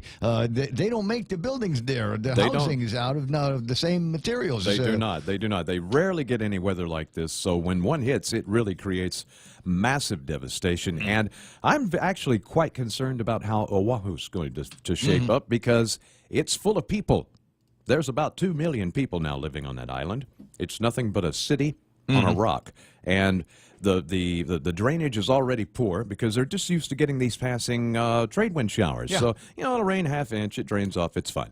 This is not going to do that. And these areas in Hawaii actually could be looking at winds, especially in the southern parts of the islands, the Big Island, Maui, Kaho'olawe, and some of those, easily winds in the over 100 miles per hour. Tropical storm force peel the roofs right off a lot of these It's going to make a mess. So we need to kind of pay attention to that and see how that shapes up. It is. They've been through some pretty hard blows in the past, and as typical of island people, we will send trucks and men out to wherever they're devastated and help them fix up because they've done the same for us. 7:15 in the morning. That's news and weather together here on The Point. Change is inevitable, but it doesn't have to be scary. This election, we have an opportunity to transition our congressional posts from one leader to another. A smooth transition means we can hand over all the work, contacts, networks, and relationships that have been built over the last 46 years spanning 4 service legacies. I humbly ask for your vote to be your next congressman. I'm Michael F. Cusa-Nicholas, and I approve this message. Paid for by Michael Nicholas for Congress. Shelley Vargas Calvo, Treasurer. It's 7:16 on the Ray Gibson Show, and reminder, it's going to be lunch later on today. We're all going to be crazy busy between here and the closing of the polls, so don't spend a lot of time thinking about lunch. Just go to King's, because at King's there's going to be meatloaf today. Whatever time your lunch is, that's what they're doing. 7:16, lunch waiting for you at King's. Stay clean and connected with Docomo Pacific and mobile. For a limited time, stop by any participating mobile store and get a free chamois when you purchase $10 worth of Docomo Pacific prepaid load. Keep your car looking spotless when you go prepaid with the widest 4G LTE network in the Marianas. You plus Docomo Pacific, better together. Offer valid while supplies last. Some conditions apply. Always nice to know I got Ed Antolon on the Facebook Live, and he tunes in so he can hear me say portions of the program brought to you by First Hawaiian Bank, where it all starts with yes. Don't wait another day and waste another dollar. You can start saving today. At Guahan Insurance Services, we are here to help protect your investment and save you money. We offer insurance advising for business, car, and home insurance. So come and visit us at our new office at Camacho Landmark Center at Marine Corps Drive in Timoning, and let us show you that you can count on us for all your insurance needs. Call 475-1162. Portions of the program brought to you by American Water Tech. Smarter water, better water. Also American President Lines, where they're shipping the future. Guam Regional Medical City. And who else am I missing? Oh, it's Micronesia Renewable Energy. Thank you all very much for your confidence in this program. Morning talk that matters. The Ray Gibson Show. Any speaker, anytime. Call now. 888-TALK. That's 888-8255. You know, I like to point out when there's some very, very special people on the Facebook Live, and I got to do a shout right now to a very, very dear friend and somebody that taught me a lot. And I think, given the opportunity, will continue to teach me a lot. Annette Donner, Kevin, is on the Facebook Live, old friend of ours. Yes. Hey, Annette. And almost as if on cue, while I'm talking about special people, Jerry Roberts walking in to do his Extra Point Live. So kind, yes. It's always good to have you here. Perfect timing. Yes. Well, let me just dispense with the market report here, and then we can get into pretending to talk about Jerry Roberts' Extra Point. We'll see what happens. 888-8255. The numbers on the markets here. Where did they end up?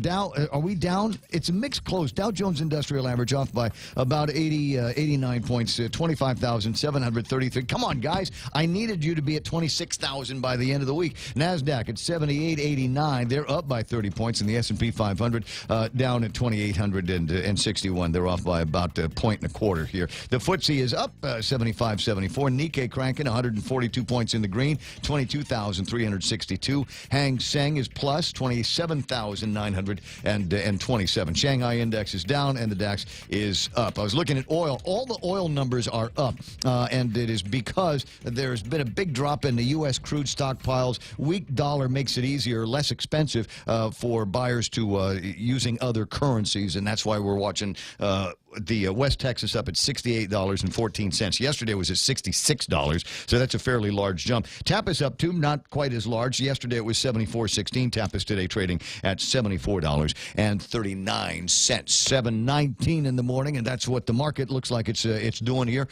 today. There was at least one other story. The Dow down, and this is kind of interesting because it makes no sense. There doesn't seem to be a connection between Trump's legal problems and the Dow.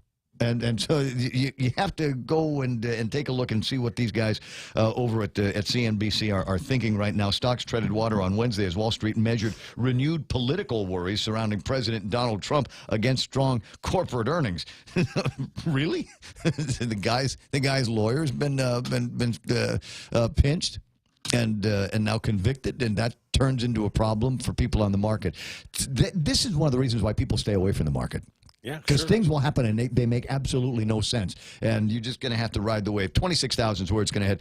Real quick before we get into Jerry Roberts and the Extra Point, we would do traffic later, but I want to let you know the traffic Marine Corps Drive southbound is in lousy shape right now. I'm looking from about where Pika's Cafe is, and normally around there is where it starts looking pretty good because everybody is past St. John's now, but it's actually starting there and making your way down towards Kmart and the JFK intersection. You'll see some slowing down as you're making your way through there. Now it is time for Jerry Roberts to do his totally live Extra Point. Well, and before we do that, may I make a comment on something that you said? I enjoy it? Thank you very much. Yes. In regards to Trump. No. And we spoke about narcissism yesterday. I did. Which we shall do again today. But I was reading something last night in the LA Times, or the online edition, and they were talking about the fact that here we go with they had two convictions yesterday, Manafort and Cohen. Yep. And both directly implicated Trump in statements. So not by name, but by everything else. And yet, the synopsis, and the LA Times is a left-leaning publication. Yeah. It's an understatement. Okay. But they even said that, there's probably it won't matter because we're in a time when Trump will simply say, hey, we expected this. They're after me. Don't worry about a thing. Has nothing to do with me. And even if it does, so what? kind of thing. And the markets may jump a little bit, but in all, because of Trump supporters basically being so hunkered in, that it's not going to matter all that much. We're in a very strange time. Oh, to be sure. But we were also in a strange time in the 90s. I mean, Bill Clinton, I did not have sex with that woman, and then finally there's something like an apology. How did he get away with that? I don't know. And- I think because of when it happened, probably in his term, in the second term, and maybe there just wasn't enough time. Or Maybe it's the same way that Trump is getting away with it by paying him off. But there's only a year and a half into Trump. There's plenty of time. Yes, exactly. But there's the willingness. Is there the willingness to go after him? I think that's going to be the issue. I think we'll see after the November election. All right, and my friend Carl with an explanation of why traffic is backed up, and you'll see it backing up in a couple of places. Happy Landing Road. Apparently, some telecom crews are working on the job down there. Traffic up and down that hill is going to be a little bit slower, and I think that's now making its way to slow things down on Marine Corps Drive. All right, you ready? Can I get a little bit more of the applause right there? Just 'cause you started up on the thing there, and thank you very much. Yesterday, every time he comes on. I just a little bit, a little encouragement is good for everybody. Yesterday, we tossed around the idea of figuring out whether narcissism could actually be a good thing in the workplace. While I'm not prepared to take that on today, we can offer some different ideas on how to work with a narcissistic boss. I'm Jerry Roberts, and that's next on today's Extra Point. Okay, you've identified some, well, Trumpian characteristics in your boss. Things like they can't stand to be made wrong. Their word is the absolute rule. They yell at you, getting angry needlessly. They must think that sheer volume indicates authority. They demean you in front of others, and the list goes on. You're frustrated. You don't want to quit your job, but with each passing day, you like coming to work less and less. Here's a few ideas to alleviate some of the stress and maybe change things around a bit to make the job more tolerable. Number one, start focusing on modifying your boss's behavior. But it's all bad behavior, you say. That's unlikely. Let's say the boss brings you coffee or a cinnamon roll. Make a fuss over it. Say, thank you so much. That's very kind of you to bring me whatever it was they brought you. You earned some big-time boss points today.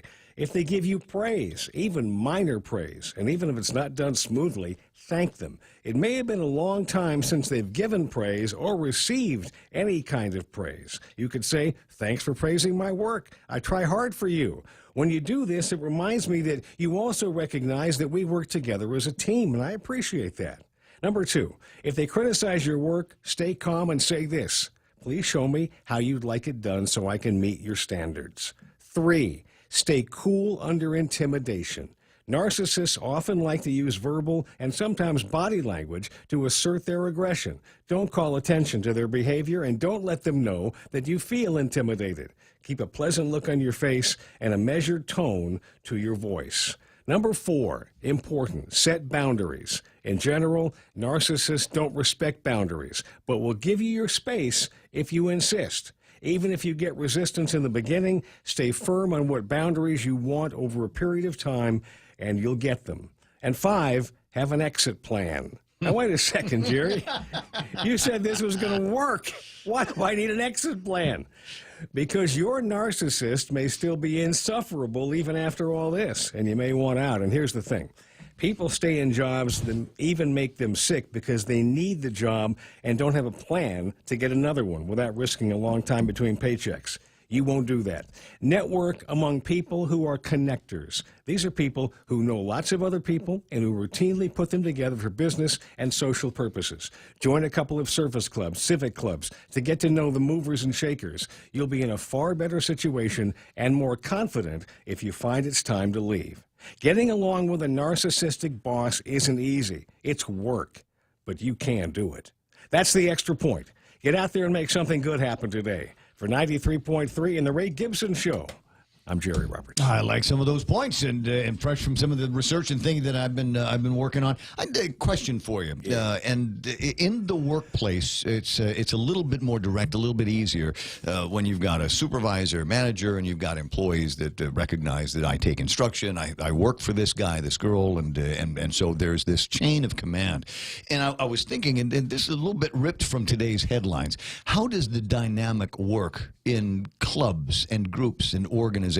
You know, I have been a part of a couple of different clubs in my life, and they'd say, okay, we're going to put you in charge of a committee, and okay, and everybody on my committee, we're all going to work together for something, and then you realize that you're doing the majority of the work because everybody wants to be on the committee, but they don't necessarily want to do the work. You're not really a boss. You're not of a the boss. committee. So, I mean, now, and so this is ripped from today's headlines. Let's say that you are with the Democratic Party of Guam, and you wanted to have this unity pledge signing, and everybody did it except one guy. He sucked me into the unity pledge thing. I knew. So let's say I'm Ken Paris, and I'm I'm an old man in the party. I've been knocking around since the Civil War, and so here comes this upstart Mike St. Nicholas, who is a card carrying member, but he won't toe the party line on this one. Well, what would I say? Well, yeah. So you're Ken, or you're a boss, or you're a leader of the party. What do you do? I mean, is kicking him out the right thing? Oh no. Okay. No, is there a woodshed that you can do? No. What's the trick to First of all, motivating people on your committee to do what you want? It's voluntary, isn't it? To sign the thing is voluntary. The Yes. same thing would be like a Rotary Club. You've been a member of Rotary. I've been a member of Rotary. You got people ahead of committees. You got the past presidents and all that. Yeah. But the power really lies in the body, right? It's because you want to do something. And if I were Ken Paris, I'd probably say, well, Mike St. Nicholas decided not to sign, and that's fine. We respect Mike, and it's okay. And here's the people who did sign. Okay. Okay. Ken didn't do that though. I know it. Well, that's fine. But I mean, it's all a choice, right? But would I single the one guy out and suggest that he's not a good Democrat? Traitor! No. No. Because Get up! It's Jesus Day. Almost. At the end of the day, the unity pledge is meaningless. There you go. We'll see what happens on Sunday. Sunday, we'll see what happens after the numbers are all in. We'll watch and we'll see how that plays out. That's fresh. That extra point is fresh. Is that on the website yet? It is on the website. And so is yesterday's. Go to GuamTraining.com on the World Wide Web and see the best of Jerry Roberts there. 7:29. I got headlines and traffic on the way. Can you feel it? The future is ours! If you want a government to help its people, it will be Lou and Josh! So when I look out here today, I see the spirit of our people, and I know that change is coming. Lou and Josh here, they're a great team. So let me ask you something. Who do you trust? The one word that I can use to describe Lilian Guerrero is success. She helped build businesses, and she helped you to take care of your people, your family, in the good times and in the bad. She will be the first female governor of Guam. Lourdes Lilian Guerrero. Sa gusto naman si Josh para pinagsuda sa mensahe itaw-tawta, itanota, and ikuturata. Please come out and vote for Lou and Josh. I'm Lilian Guerrero, and I approve this ad. Paid for by the committee to elect Leon Guerrero Tenorio. Tony Sanford, treasurer. I was telling you about traffic, so yeah, maybe a little bit of something down Happy Landing Road is slowing things down around St. John's as you make your way towards the intersection of John F. Kennedy and Kmart. That's not the only place where I'm seeing traffic slowed down in front of Guam Regional Medical City on Route 3. That's meeting up with slow-moving traffic on Route 1 in both directions, coming in from Dededo, obviously, and a little bit of a slowdown from, where's that street? That's, hold on, Bartulu Street, from there down into East Sangsong Roads. I want to say that's around the area of the old BMW place. What have we got here? 8, 10, and 16. Looking all right now. It's going to take you a little bit to get to that intersection from Route 16 by the post office because that's beginning to build up. Route 8 slow moving down into the Mighty area and traffic beginning to build up from both Route 8 and Route 7A into Agana. Still clear in front of Navy Hospital and starting to look like it's going to get a little bit busy in front of Big Navy down in Sumai. Right now, traffic playing on the point at 7:31. Hi, this is Kathy Sorensen. Some of you may remember me as the lady who bought too much furniture and passed on the savings to you. I'm back with Furniture Kathy style, and prices are rolled back 10 years. That's 2018 style with 2008 prices. Come check us out and have a chance to win your dream home makeover. Everything is on sale up to 25% during this grand opening event. Visit us at Furniture Kathy style in Agana, Instagram, and Facebook. Apply today for First Hawaiian Bank's United Mileage Plus credit card, and upon approval, you will be entered to win 2 round-trip business class tickets on United. You'll also earn up to 30,000 bonus miles, 5,000 upon opening your new account, and 25,000 after spending $1,500 within 3 months. And you'll get 2 times the mileage on United ticket purchases. Apply by August 31, 2018. Stop by any branch or visit us online at FHB.com. Terms and conditions apply. Sweepstakes starts on July 1, 2018 and ends on August 31, 2018. Open to legal residents of Guam and the Commonwealth of the Northern Mariana Islands aged 18 years or older. No purchase necessary. Void where prohibited. Visit www.fhb.com/United Sweepstakes for official rules and complete details. Member FDIC. 7:33 at the beginning of today's Extra Point. My buddy Jerry Roberts made a couple of points about the narcissist in Chief Donald Trump, and I don't know if you've seen Donald Trump's tweets on the matters, but you got to appreciate his gallows sense of humor. President Donald Trump went with gallows humor as he finally weighed in on his former fixer and bullet taker in chief Michael Cohen, tweeting out, "If anyone is looking for a good lawyer, I would strongly suggest that you don't retain the services of Michael Cohen." Rise above it, Mr. President. Rise above it. It's 7:33 and time for headlines from the Guam Daily Post. Here's Managing Editor Kevin Kerrigan. Half a day and good morning, Guam. And the headlines from the Guam Daily Post this morning. The Guam Power Authority has entered into a power purchase agreement with Hanwha Energy Corporation for 60 megawatts of solar power. They finalized the deal yesterday during a signing ceremony. The Korean company will build a solar plant in Dandan, Inarahan, near the existing NRG solar farm. It's expected to save ratepayers an estimated $20 million over the next 5 years. GPA General Manager John Benavente saying the implementation of additional solar power generation will help stabilize the fuel surcharge, which is the cost of oil and makes up most of your power bill.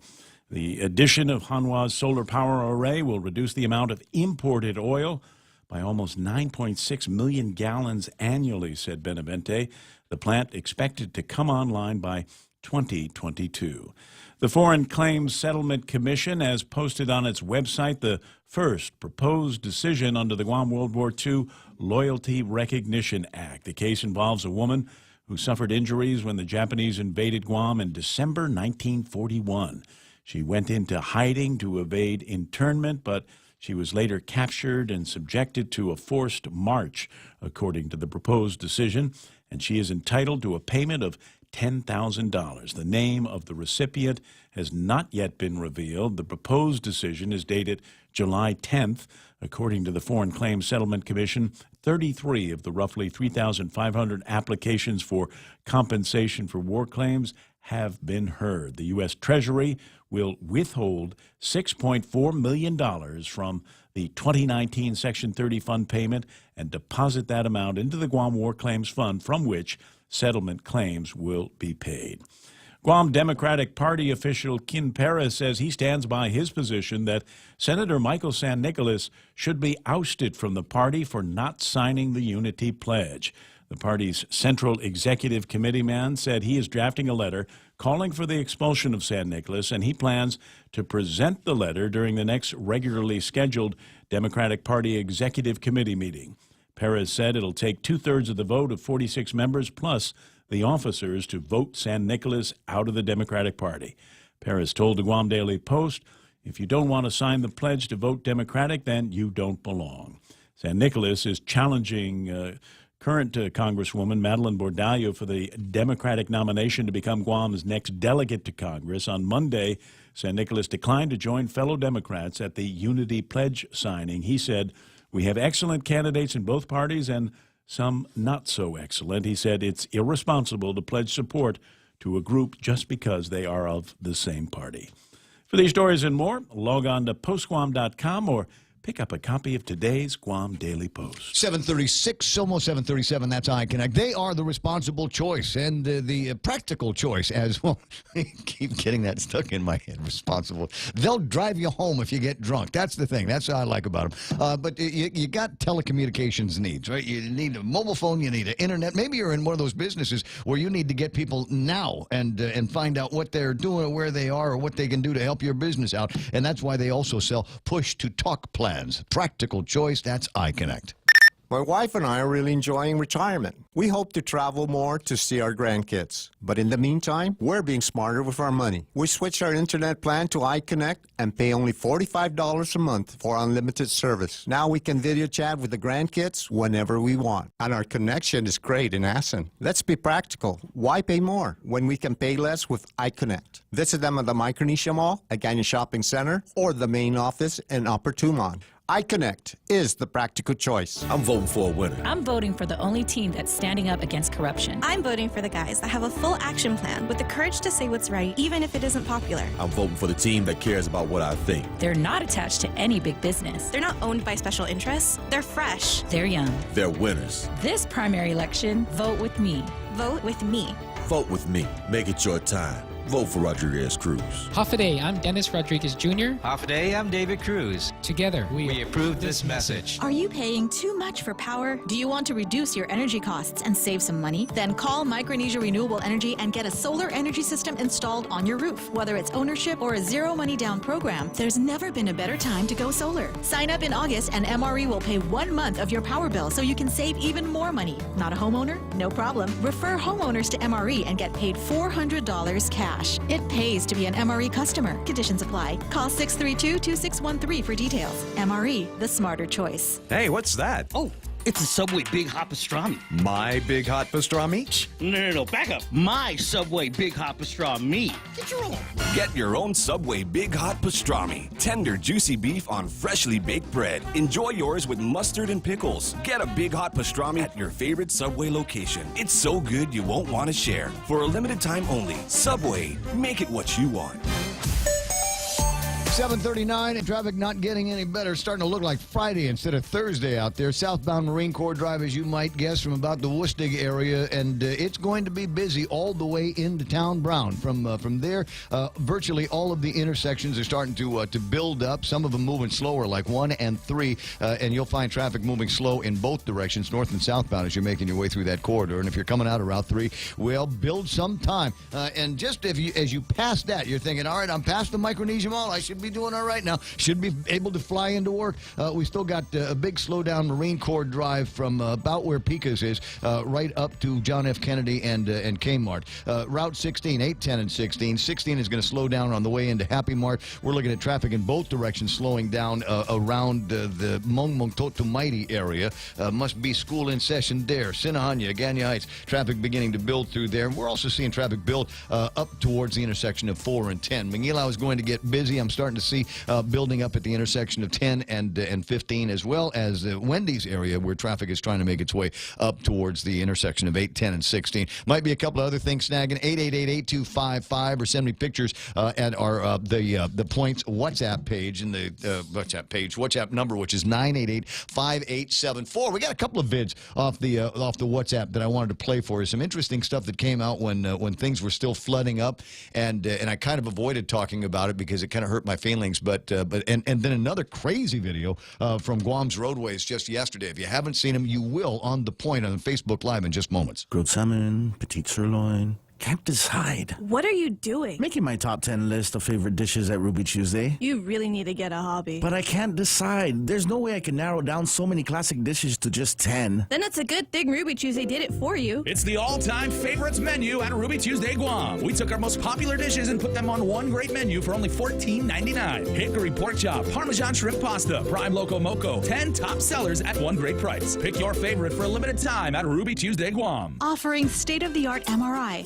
full field digital mammograms, full digital x-rays, and 4D ultrasounds. FHP Health Center provides comprehensive diagnostic medical imaging with the convenience and access our patients deserve. Our highly specialized board-certified radiologist ensures high-quality, patient-focused care with every visit. Call the FHP Health Center at 646-5825 and press 2 to schedule your appointment today. Most insurance is accepted, including Netcare, Aetna, and TRICARE. Change is inevitable, but it doesn't have to be scary. This election, we have an opportunity to transition our congressional posts from one leader to another. A smooth transition means we can hand over all the work, contacts, networks, and relationships that have been built over the last 46 years spanning 4 service legacies. I humbly ask for your vote to be your next congressman. I'm Michael F. Nicholas, and I approve this message. Paid for by Michael Nicholas for Congress. Shelley Vargas Calvo, Treasurer. If you can dream uncommon design and unprecedented engineering, you define the 2018 Lexus. The boldly designed IS Sport Sedan's aggressive design stimulates the senses. Advanced paddle shifting puts the exhilarating performance of the IS Sport Sedan at your fingertips. With deep, luxurious seating, the ES350 offers an ultimate level of comfort, while cutting-edge engineering delivers a thrilling drive.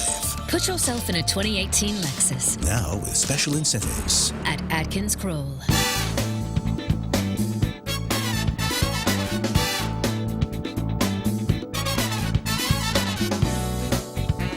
93.3 The Point FM, 7:43 in the morning. The Ray Gibson Show. Got more news coming up from Fox a little bit later on. Got Kevin Kerrigan from the Guam Daily Post. We'll check in with Blake Watson and see if there's any sports to scare up. In the meantime, though, I did want to share on the Facebook Live, if you don't mind, a couple of videos that I got. One of them I saw on.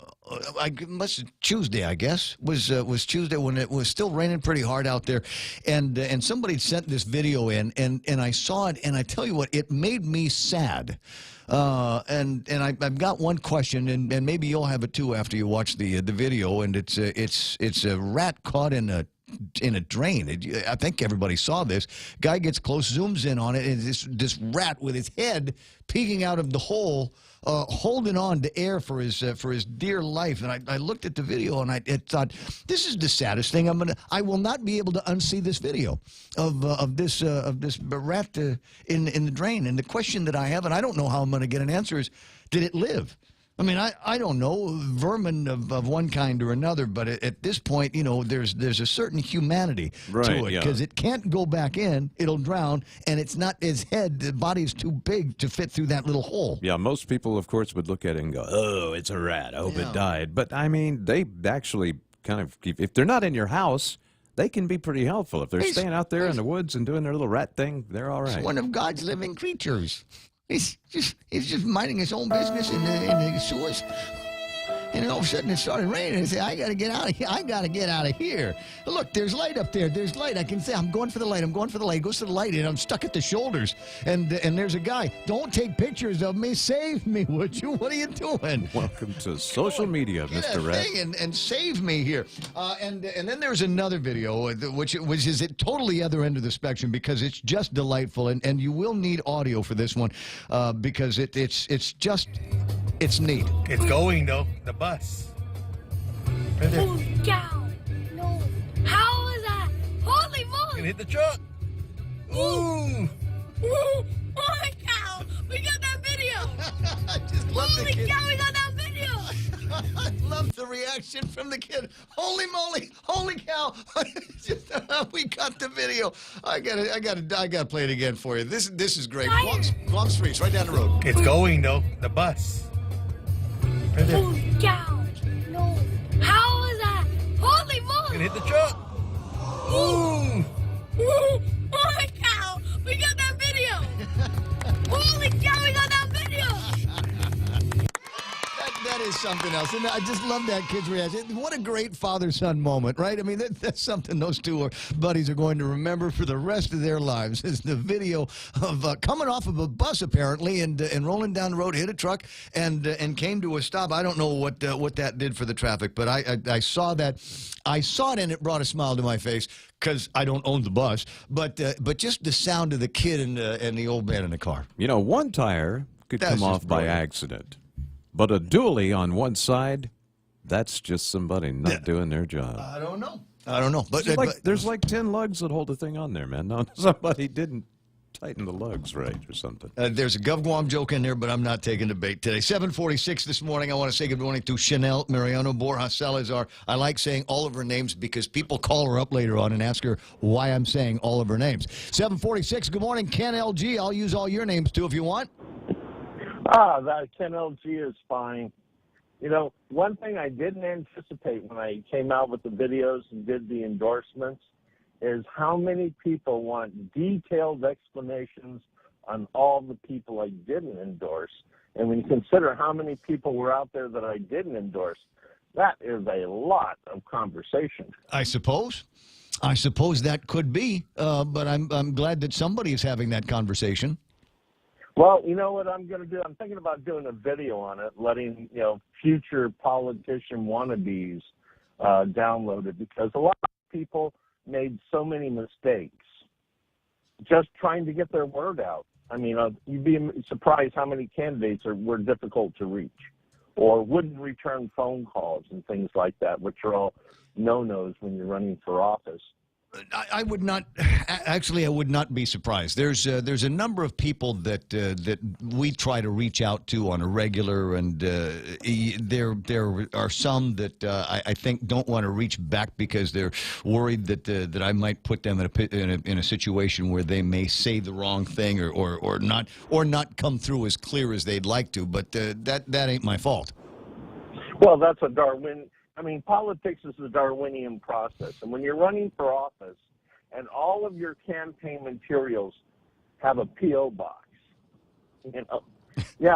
for more information, P.O. Box 1039, Dedida. No, for more information, here's my website. Go to my website. Here's my WhatsApp. Here's my. This is where you will find everything that you need to know about me. The problem, I think, is that there is a whole lot of newness still to social media.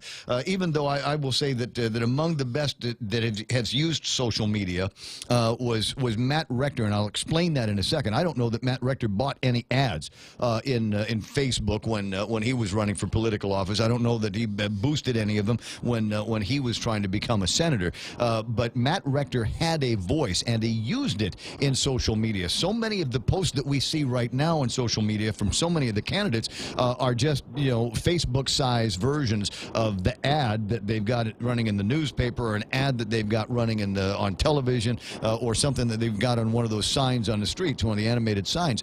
And that doesn't work in social media. In social media, you need to have a voice. People need to be able to connect with you.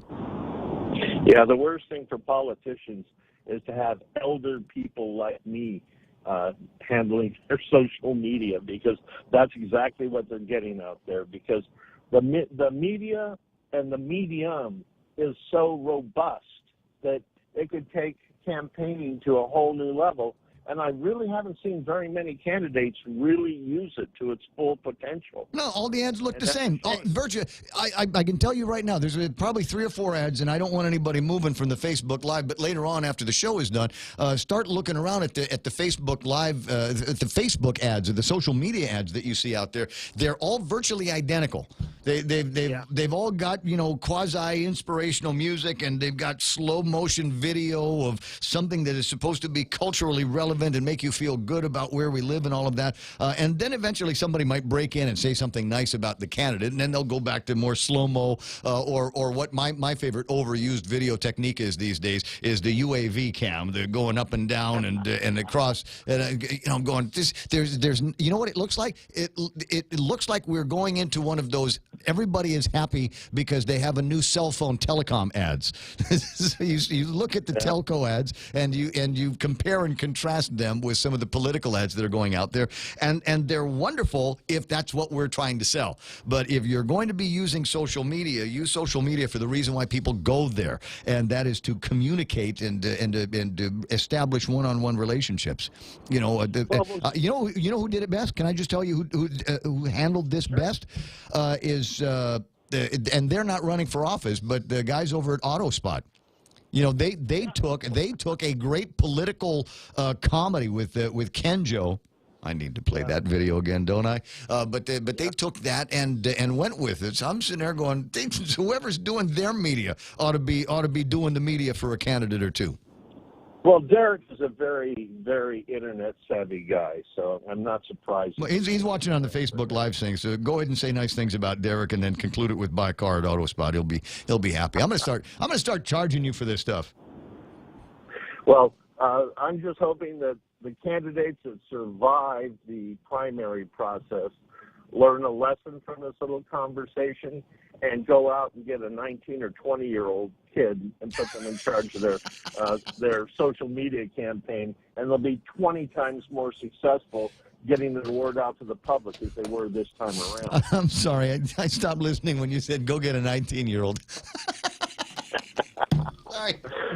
I'm sorry. So you and I both know that if you really want to get something done with a smartphone or a computer or a tablet, you get your children or your grandchildren and say, hey, how do I do this? Yeah, don't bother talking to anybody with any marketing credentials or any kind of marketing smarts, because that doesn't work in 2018. You've got to use your own voice in the deals. And get out there and do and say funny and crazy things on Facebook that will get you attention. But you also got to put some meat there too, because the beautiful thing about social media, there are no end to the inches.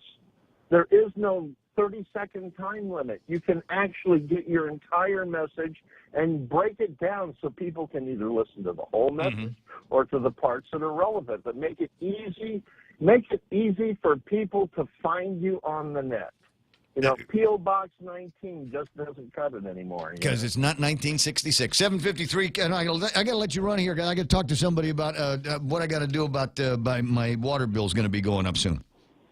All right. I'll talk to you later. 888-8255. Simon Sanchez from the Consolidated Commission on Utilities. Good morning, Si. How you doing? Buenos, Ray. Having a great show as usual. Hey, you want to come in on Saturday night? Me and Bob Klitsky is going to just shoot the bull between 6 and 8 o'clock about the primary election. You want to come in and bloviate with us? Oh, I'd rather just listen to you two, and because I may be considering a run for a nonpartisan position, it's probably best that I just keep my views on the wonderful excitement of blowing politics to myself. Could you WhatsApp me a couple? Now, I won't say it's you. I won't say it was you. Maybe. I mean, I'm sure you and Bob are going to have fun. It's going to be very exciting to watch. I'm sure everyone's watching the Democratic gubernatorial. You know, they've got to eliminate 3 of them, and it's everyone says it's a close competitive race. So that'll be the one to watch. And then what you got I think the congressional race on the Democratic side will always be interesting. 2 very exciting candidates, some people will say either Michael St. Nicholas is going to show us a new way to win an election, or Madeline will continue to maintain her strength. And then, of course, Doris is gearing up, just as Lieutenant Governor Ray and former Senator Ad are gearing up for the second half, because that's the game that they have to play. And so, what's going to be interesting, if you ask me, I think one of the things that's going to be very, very interesting is going to be the OPA race, and I need to make it very, very clear. There is no primary for the public auditor race. There is this election, and it's between Yuka and Doreen and BJ. So if you're going in thinking, it's not an important race, this is a very important race, and the winner will be determined this weekend, not in November. Correct. And then also the AGs. You have 3 capable people running, and one of them will not be running come Sunday. And then that goes to the finals in November. So never a dull moment, as you've been watching for all these years. And I look forward to listening to you, Bob. I think you have a lot of good background. And, we'll see how it goes. We'll be watching. We'll be listening. I'll keep an eye out for you on the phone line, just in case something does hit you. 7:55, and it looks like there's work that GWA going to be doing with the Consolidated Commission on Utilities. My guess is that you are going to ratify what they're looking at in terms of the $1.2 billion necessary to bring our water system up to speed around here and make the necessary investments. How is that going to affect my water bill going forward over the years? Yeah. So, I think to keep it in context, and in fact, it's wonderful in this political climate, right? We're hearing all these candidates say, I will fix, I will resolve this once and for all. And it's often struck me that now that I've been involved in this process for quite a bit of time, that, first off, the work of government is never done. It's not like GWA or GPA or DOE is going to say, okay, if we get the right people in and we make the right decisions, then we will solve all the problems for the next 30 years. Human beings don't work that way. Life continues to evolve. And so GWA is in that process. As you recall, we were on the verge of losing control of our water system to the federal government. And we told them, no, we can be responsible for this. We will make the difficult decisions to rebuild the system so that the water is safe to drink and that we protect our oceans. And we've started that process. We're now in our 16th year of that. And that's cost us almost, $700 million to get this far, to rebuild what we have built. The Agate secondary treatment plant is coming along. We've got water tanks being replaced and many things to rebuild what everyone had to agree back in 2002. Well, let me make a point here, and it's a very simple point, is for years, if it started raining half of what we got on Sunday and Monday and Tuesday, Ugum would have been shut down. There would have been tanker trucks in each of the southern villages to make sure people had some potable water. We haven't done that in years. It's better, and we don't send untreated raw sewage into the oceans anymore. So, but none of that is free. And whether you're talking about education, healthcare, or Guam Water Authority or Guam Power Authority, unfortunately, the cost of improvement isn't free. We would love to have fixed all of this and kept the water bill at $25 a month as it was in 2002. But at $25 a month in 2002, that's what we had. We had Ugum going down. We had Hanamtaki in the oceans. We had boil water notices, and you can't sustain a system that the people of Guam demand to work and do it without making a sacrifice. And the sacrifice has been we've had to raise our rates, to raise the money, to rebuild the system so we don't have Hanamtaki in the oceans and that we do have Ugum working like it's supposed to. But that's over the last 16 years, we've worked on that, and we did a master plan, and we did it 10 years ago. But we also promised ourselves that we need to revisit the master plan on a regular basis. And when we did, we realized, and we knew it back then, to rebuild the system, you've got to make a long-term commitment. And that's what GWA is now in the middle of doing. It's updated the 10-year plan and said, this is what we thought 10 years ago. How's it looking now with the improvements we've made and with the improvements that still need to be made? And when we did the assessment and we looked forward 20 years, we estimated it'll cost another $900 million to bring the system completely up to spec and to maintain the system. Let me give you a great example. Well, we're just about out of time. I got the music playing in the background, so I got to break away for the Fox News. We'll get caught up later because I am interested to hear what I'm going to get from the $1.2 billion I'm going to help GWA borrow over the next 20 years. Sure. Whenever you want to continue that conversation. Yeah, well, I'll find you. If not later today, then tomorrow. We'll see what happens. Cool. All right, buddy. 888-8255. You want to jump into any of these conversations, but not right now because MBS Fox News Live is coming up in a second. And then after that, it's Kevin Kerrigan from the Guam Daily Post, and then Blake Watson and I are going to pretend to talk about sports between here and about 8:30 or so. In the meantime, you're listening to KUSG Hagåtña, headquarters for Fox News.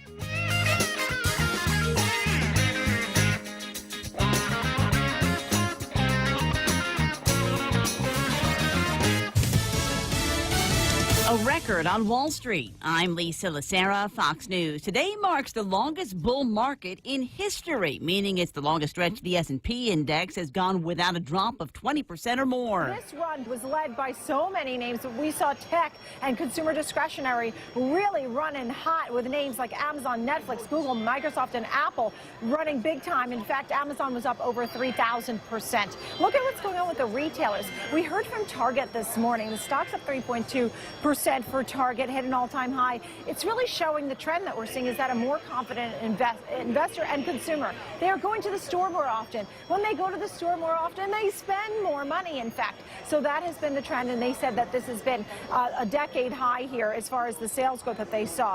Nicole Petalides with the Fox Business Network. Despite today's record, markets ended the day mixed. The Dow fell 88, the Nasdaq rose 29, the S&P lost a point.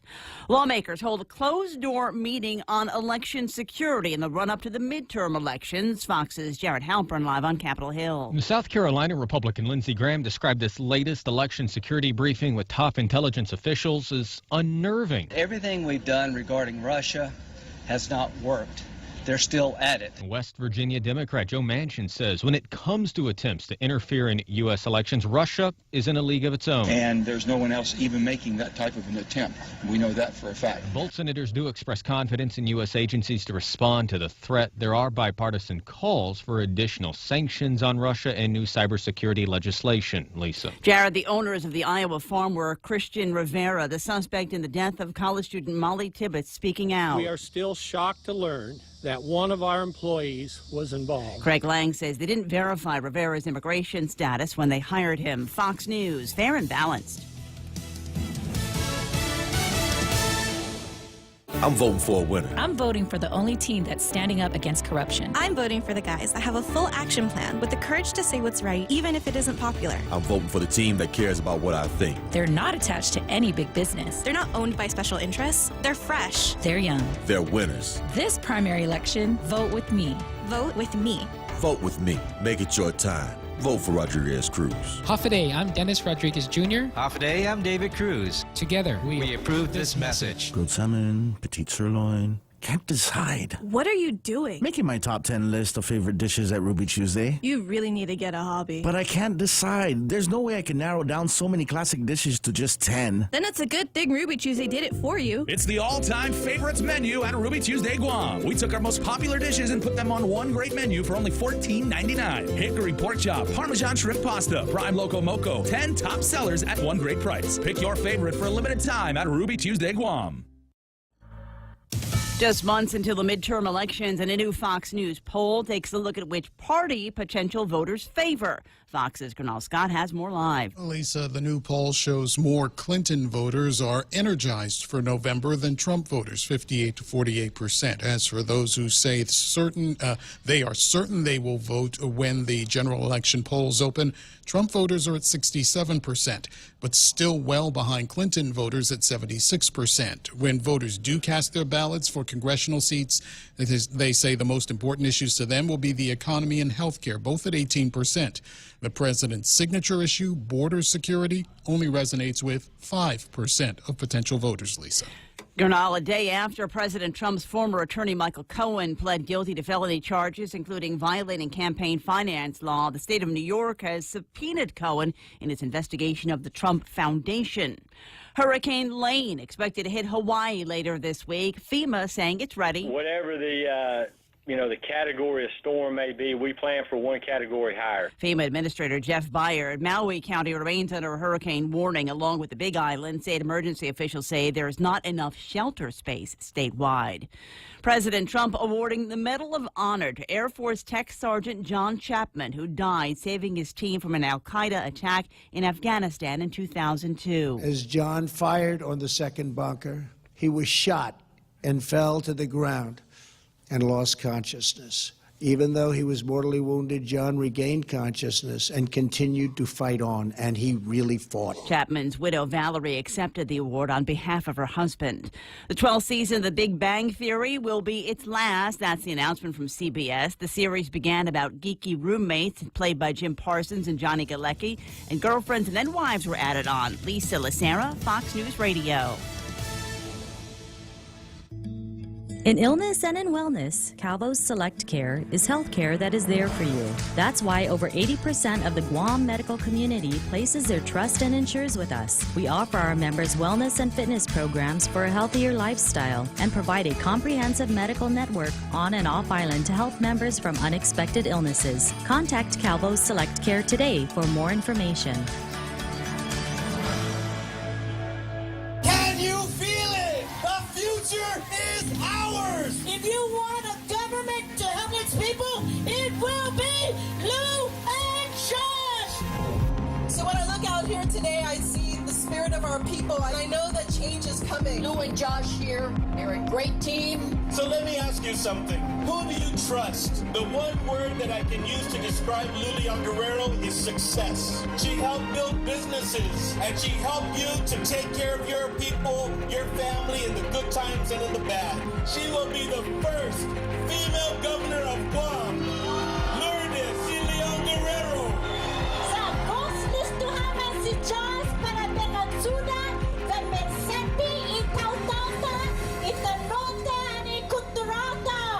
Please come out and vote for Lou and Josh. I'm Lilian Guerrero, and I approve this act. Paid for by the committee to elect Leon Guerrero Tenorio. Tony Sanford, Treasurer.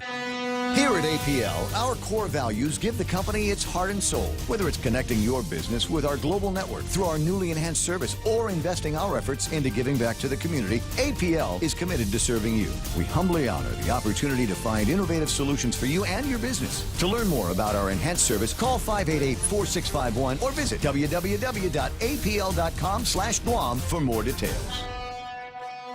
Security Title is honored to join in sponsoring Ray Gibson on The Point. Half a day. I'm Mark Benventi of Santa Rita, and this is where I start my day, listening to the voice of our community and sharing thoughts and issues that affect us all. It all boils down to our people, our land. Protei Igumamo. Protect your home. When purchasing or refinancing your home, remember to call the professionals at Security Title, just like you call Ray Gibson in the morning.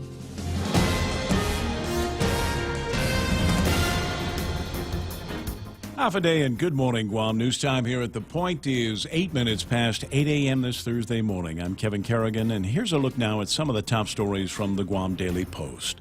The Consolidated Commission on Utilities will decide next week whether or not to adopt an updated master plan from the Guam Waterworks Authority, which calls for $1.2 billion in upgrades accompanied by annual rate increases. If the plan is approved, the first rate increase would take effect in October of next year. For the first 7 years, the rate increases would be between 4 and 4.5% annually. It would then taper off to just 3% a year for the remainder of the 20-year plan. The rate increases would be needed to pay off the bondholders who would front the initial cost of all the upgrades to the water system. If the CCU approves, the plan would then move on to the Public Utilities Commission for final adoption.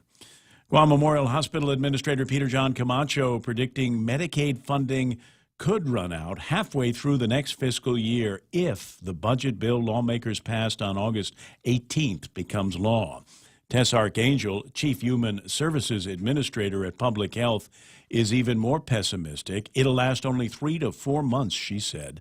Archangel explained that only $13.1 million has been appropriated from the general fund for the Medicaid match in the budget bill that currently sits on Governor Calvo's desk.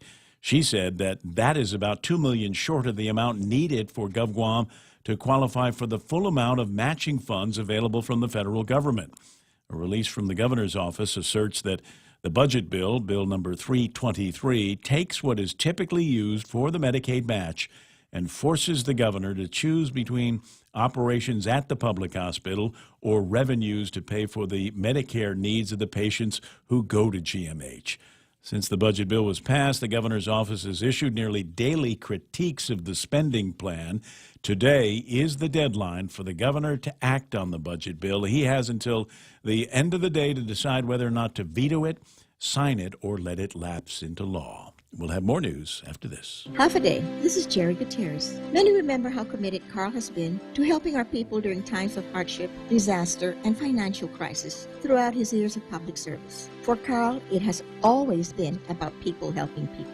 He would like this opportunity to work on your behalf once again as your governor. I humbly ask for your vote for the Gutierrez-Bordallo team on August 25th. Together, let's make Guam again. I'm Carl Gutierrez, and I approve this message. Paid for by Team Sunshine 2018, Roy P. Duenas, Treasurer.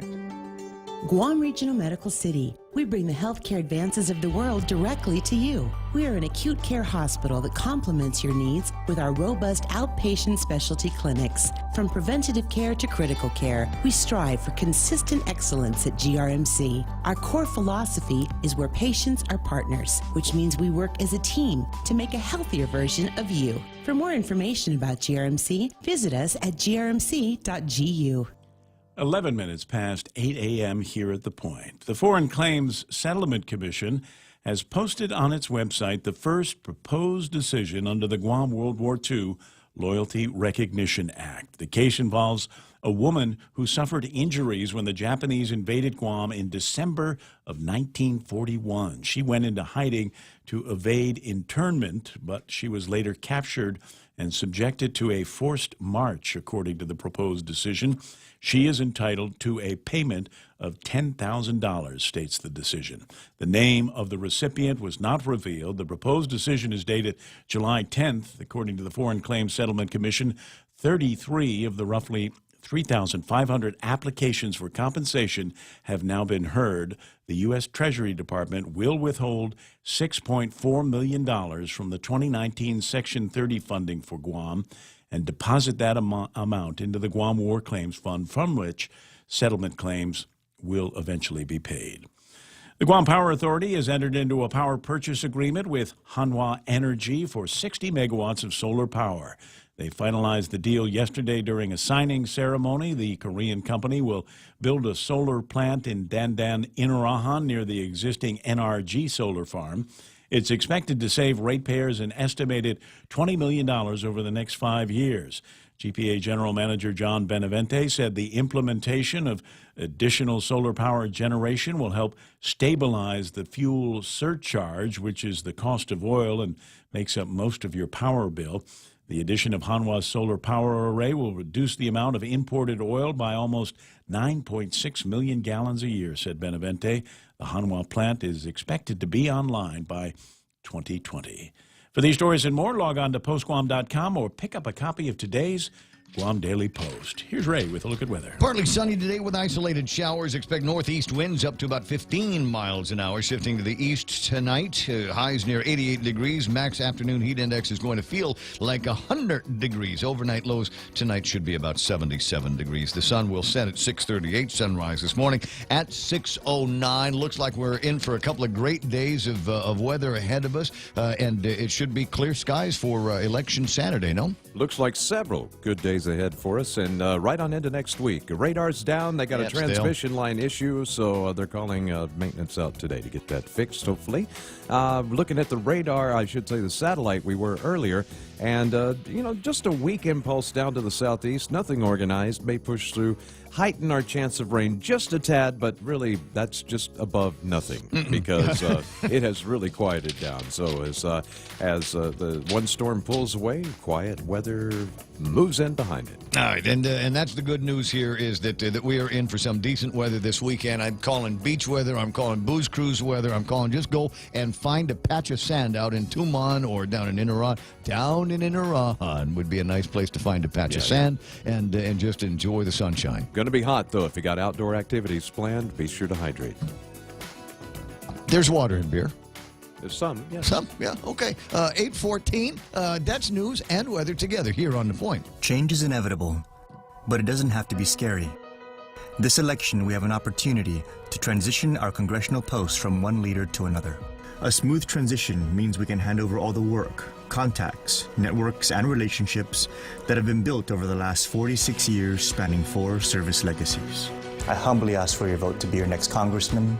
I'm Michael F. Cusa-Nicholas, and I approve this message. Paid for by Michael Cusa-Nicholas for Congress. Shelley Vargas Calvo, Treasurer. Hey, Michael Cusa-Nicholas, I'll vote for you if you take me to lunch at King's. Let's go. Come on. In fact, just pick me up and you can drive, and then you can pay, and then you can bring me back to work. That'd be all right. Today is Meatloaf Day, or as Mike likes to refer to it, he'll call it meat cake. So go and enjoy a meat cake made to your specifications at King's for lunch.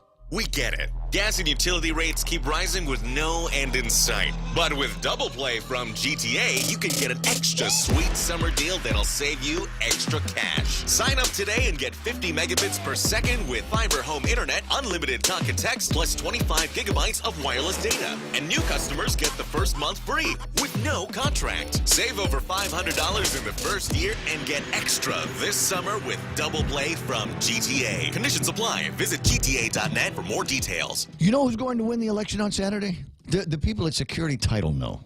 They're smart like that. And if you'd like to find out who it is, you call Ron and Kim. But here's the thing, is they know how to keep a secret. That's what they're all about there. If you've got some real estate transactions that you'd like to conduct on the down low, they're the people to go through. It's security title. Hey, what's that? Oh, it's a Subway Big Hot Pastrami. My Big Hot Pastrami? No, back up. My Subway Big Hot Pastrami. Get your own. Get your own Subway Big Hot Pastrami. Tender, juicy beef on freshly baked bread. Enjoy yours with mustard and pickles. Get a Big Hot Pastrami at your favorite Subway location. It's so good you won't want to share. For a limited time only. Subway. Make it what you want. I appreciate some sponsors. I want to say thank you very much to Guam Regional Medical City, American President Lines, where they're shipping the future, Micronesia Renewable Energy, and American Water Tech. Smarter water, better water. Oh, and AK? I'll get to AK in a second. Family Finance has been serving the people of Guam since 1959, and they'll continue to be there for you in the years to come. Whether you're looking to get a personal loan for that summer vacation or paying off those long overdue bills, Family Finance has got you covered. Apply for a personal loan from $1,000 up to $3,500 by calling Family Finance in Hagåtña at 475-4545, Upper Tuon 647-5626, or in Dededo 633-4473. Family Finance has been serving the people of Guam since 1959. Win a 2019 Lexus ES350. Yes, brand new car. Lexus in the garage. It's nice. Support the Red Cross. At the same time, raffle tickets are on sale at Atkins Scroll. The drawing will be held September the 22nd. You need not be present to win. The Coconut Wireless is back. The Ray Gibson Show. Any speaker, anytime. On demand at thepoint.gu.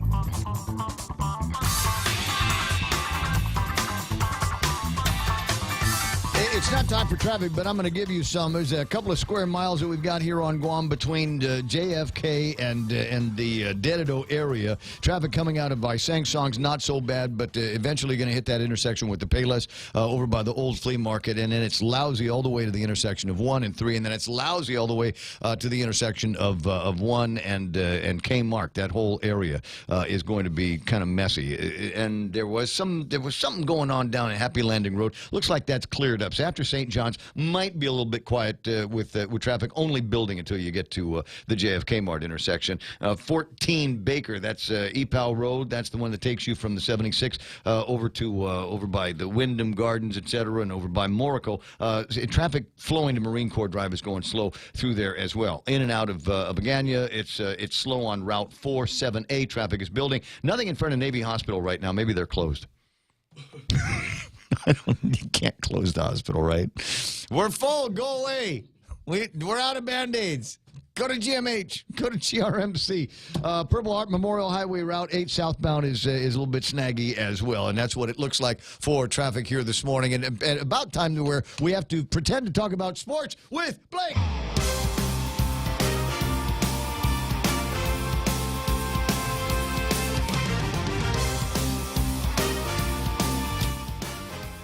And? Not much, but a couple of things. As finally the sun is out, as we've seen the last couple of days, right? Yeah. Everywhere. Which means that hopefully the GML playoffs can resume, as I believe the field is all dry. But the Rays, which we've talked about at length here on this program, they finally get to start their Game 1 against the Hagåtña Redhawks. That is tonight. First pitch will fly around 7 o'clock at Paseo. And then we'll continue on with the Orioles and the Astros. They have actually played one game, so their Game 2 will be tomorrow night. So nice. Yeah, so hopefully the weather holds out for the GML. Hold a good thought for the GML. What do we got for IIAAG tonight? Tonight, we just have the cross-country things that I did yesterday. The cross-country meets, I guess, is what I was looking for. And then we, on into tomorrow, we have that big FDGW game, and that's what everybody is looking for, looking forward to. Repeat of the championship. Repeat of the championship. It's a big rivalry. It's the first game of the season. When is that going to be? Tomorrow. No, Friday. Tomorrow's Friday? Tomorrow. Yes, tomorrow. Tomorrow night, 7 p.m. The schedule I have says to be determined, but I'm pretty sure they're going to play at GW. I sure do hope the guys at Father Duenas dedicate the game to Xavier. I think their funeral for Xavier is this weekend. It's Saturday. Is it? I believe it's Saturday. So I think it'd be fitting if the Friars dedicated the. Well, I'll say it now. Dedicate the win to Xavier. Yeah. They've been out there practicing, so so no doubt they're going to come strong. It's going to be a good game, and they've had a pretty tough year with Tony Thompson and with Xavier as well. So so that's what everybody's looking forward to as far as IIAG. There's also going to be some volleyball as well, as I believe. I've been looking at some crazy girls volleyball action taking place in the last couple of days. Yeah, we got the Royals and against the Geckos. Against the Geckos, they held down their home court yesterday. Tuesday did the Indy Lady Royals, and then tomorrow will be round 2 of. And actually, a lot of these teams will be playing for the first time. It's all their first games because that was the only game that kicked off this season was on Tuesday. They're the only 2 teams that played in Indy and GW. Ukadu taking on Sanchez at Sanchez. JFK will travel to St. Paul to see the Lady Warriors. Tiedzen will battle with the St. John Lady Knights. Harvest at GW at GW. Guam High versus Notre Dame down south, and Southern will take on Academy in Agania. So the question that I have, and somebody's going to take it the wrong way, and I don't care, is did the volleyball shorts that the girls are wearing, do they make that for boys? Do they have shorts like that boys can buy? What are you giggling at? Yeah, I think they do. They're just short. I think maybe they're unisex. Do you think? Yeah, I don't think you necessarily. You know what's crazy though? Only ND's wearing them because the GW girls, they wear their flower prints and their shorts are a little bit long. They're actually like basketball shorts. Yeah, not really. Okay, so I'm not going back into. But they're not spandex they're not like spandex like the ND shorts are. We're almost I'm not going back into the conversation about Speedos, but I just there's these shorts, and I'm looking at them, and I'm going, I would like a pair like that for me. Yeah, you could probably get some, no problem. I don't know where. Maybe cycling shorts too. Could be, but yeah, Mike. In a somewhat sports-related note, I've once again This posted. whole section is somewhat sports-related. That's right. That's what I'm talking about. It. The chance for listeners to join our Yahoo Sports Pro Football Pick'em. I put in the instructions in the comments there. You go into Yahoo. If you're a member of Yahoo, it's easy to join. You just go into their Fantasy Football Pro Football Pick'em, and then look for the group 22098. Of course, you can kind of copy from what I've posted here, and enter the password Ray Gibson. And you will be a member of the Pick'em group. And what happens is every week you get to pick the winners and losers of each game, and then we'll talk about it. On Tuesdays, we'll talk about it. Well, actually on Wednesdays, because Tuesday they're playing Monday Night Football. So Wednesdays, we'll talk about it, a little bit of bragging rights, something to talk about. Is the football season on? We're we're going into the 3rd week of preseason. Yeah. So 2 weeks from now? And it's actually starting a week early. So I believe the first week of September is when when we'll have our first actual NFL game that counts. Because they're playing now, but it doesn't count. Now, are we going to have to put some kind of disclaimer on it? Because there's now 2 kinds of football people. We've touched on this a little bit. There's people that love football, love watching it, and will follow the league. And then there's the other kind of football people that say, I love football, but I'm not watching until we get this kneeling thing straightened out. Well, then they just don't have to play pick'em. That's not my problem. I just want them to pick who they think are going to win and lose, and we'll talk about it. It'll be a source of bragging rights for some folks, me especially, because What's I'll the win. website? But it's Yahoo.com. And if you're a member of Yahoo, just go to their fantasy sports section and then go to Pro Football Pick'em. And then you'll see it'll talk about join a group, like a private group, and it'll ask you for some information, and you type in 22098, which is the group ID number, and then Ray Gibson, all one word, lowercase, is the password. Send that to Danielle so she can put it on the point.gu. Okay. So it just click here, and then it's simple like that. Because we got Facebook Live, but for something like that, I mean, we can stick that on the Points website. Right. And just send people over there. Here, dude, because you know what that sounds like? That sounds like one of those, help Blake win a big prize. What you want to do is you want to like Blake's page, and then you want to hashtag this, and then you go to somebody else's page and like and hashtag over there, and then pretty soon you win, Snickers bar or something like that. I'm going, that's way too much work. Yeah, and then this is not actually quite that complicated. I want to press one thing one time, and then I qualify. Or better yet, I'd like to press one thing one time and then automatically win. You'll still have to put the password word in there. There's no way around that. Well, it's easy. RAYGIBSON. Very, very easy to remember, all of that stuff. 8:24 in the morning, and just because it's interesting, parents begin to lose control of their children at age 13. Kaz Endo on the line saying, go Raiders, by the way. A study shows parents begin to lose control of their children at the age of 13. After years of watching their every step, at around 13, parents are left wondering what their kids are eating, doing, who their friends are, who they're talking to on Facebook. And that rings about true for me. Yeah? Yeah. Is it you know, my niece, she turned 11 last month, and she got a phone at 11. So does it start even before 13? I mean, like, once you start getting a phone and you start opening up Facebook to... How old can you be on Facebook? How old is there an age that Facebook allows? Yeah, I'm trying to remember, because I lied to get Mayumi in. Okay. Yeah, I get, well, I'm the parent, right? Yeah. So okay. I knew what the login was. I know what the password is, and I know what who she's going to be associating with in the world of Facebook. And she was cool on Facebook, until she realized that her parents and her aunts and uncles were on Facebook, and she got the heck out of there. Most people do, and is now on social media websites that I have not even heard of. Oh, but is that so? 13 is when they're first. Like that's what the article said. When you were 13 years old. I mean, were there any rules that in place that still applied to you? I think the only rules, by the time I was 13 years old, I think the only rules that applied to me anymore was I couldn't smoke or drink. Yeah. But otherwise, as long as I wasn't in jail or getting anybody pregnant, I'm okay. My mom was pretty strict. I couldn't. There was a list of S words I couldn't say. Yeah. Sucks, stupid, shut up. My mom, like I said, she was very strict. And even up until I could get myself in, I couldn't see rated R movies. I mean, I did, but my mom didn't want me. She would get on to me and she would tell me, "Don't Not do it." for you. Yeah, and yeah. But that was the joys of kind of growing up with your dad. You see your dad on the weekends. He'd take you to the Rated R movie. and get you the phone and log you into Facebook. Let you hang out late and with all your friends. Let them come over. All right. Did we already talk about what you're doing with the one sunny day this weekend that you're going to get? No, we did not. But I'm probably going to just get outside and enjoy it. Yeah. Right. Vote. That's what I'm going to do. Vote on Saturday. What am I going to do? Booze cruise. You brought that up. Is there a booze cruise this weekend? No, I don't. Well, you know what? Somebody invited me to one last weekend, and I was You should always go. I was that close to wanting to go. I just hang out on a boat with a bunch of people in bikinis and beer all day, and I thought, well, okay, this is a good way to do it. And then the rain came, and that kind of blew everything out. So I'm wondering when it's going to get rescheduled, and it's possible. I hope it's not going to get rescheduled for Saturday because Saturday is voting day, and it's at least a couple hours worth of work on Saturday night. That's right. Yeah, maybe Sunday. Maybe they'll move it to Sunday for you. Oh, got my fingers crossed. See some dolphins or something. One way or the other. Yep. Feed them dolphins and give them hot dogs. Alexis Rage is asking me a question. Hey, Ray, just out of curiosity, what are your thoughts on Troy Torres' video last night? Alexis, I hate to disappoint you. I haven't seen it.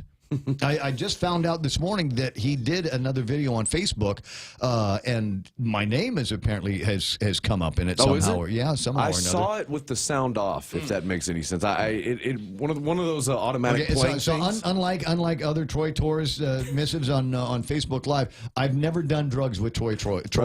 Yeah. I've never gone to any weird gay drug parties with Troy or anybody that's running for office. Well, he'd let people know probably if you did. So. Oh, wait a second. Maybe. I don't know. Think back. How far back do I have to go? I don't know. I don't think there's a statute of limitations on that. I think it's always. There was a Chief Justice I went to a birthday party for that was kind of exciting back in the 80s, and I'm not sure if I should talk about that on the radio this close to an election. 8:29 in the morning. Blake, I got to let you run here, buddy. Yeah, I got to go. We'll have more to talk about after this weekend as the sports will officially kick off. Looking forward to it. Absolutely. I got it. And Lady D.A. saying, I heard Ray Gibson and Bob are doing an election show on Saturday. Yes, we will be doing an election show on Saturday between 6 o'clock and 8 o'clock. At 8 o'clock, the polls close, and as far as I'm concerned, there's nothing to talk about until the tabulations start coming in. But that's going to be at 11 o'clock or so, 10:30, 11 o'clock.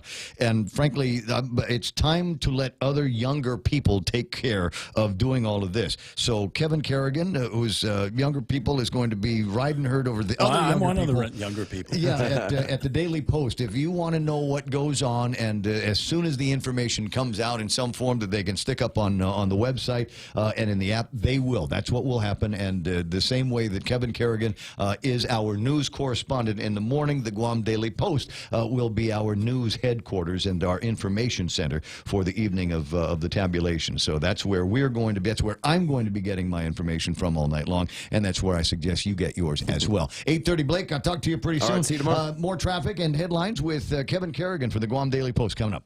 Regine Bisco Lee isn't always the loudest senator, but that's because she's busy getting things done. Regine fought higher taxes from day one. Her first bill sent senatorial pay raises to public schools instead of politicians' pockets. And she took the governor to court when some politicians asked for nearly $200 million in new debt. Want a senator that strengthens our economy, champions our environment, and protects our children? Vote Regine Bisco Lee for senator. Regine Bisco Lee, strong, honest, effective. I'm Regine Bisco Lee, and I approve this message. I see. So my interview with Frank was mentioned. The one that I don't know. They said there's the Kill Death hit pieces that came out earlier in the week. One of them, or was it late last week, was a recording of an interview that I did with Frank Uggan after he lost a gubernatorial election in 2011. Took his lapsed funds, gave it to somebody else at the legislature, and they promptly hired his son.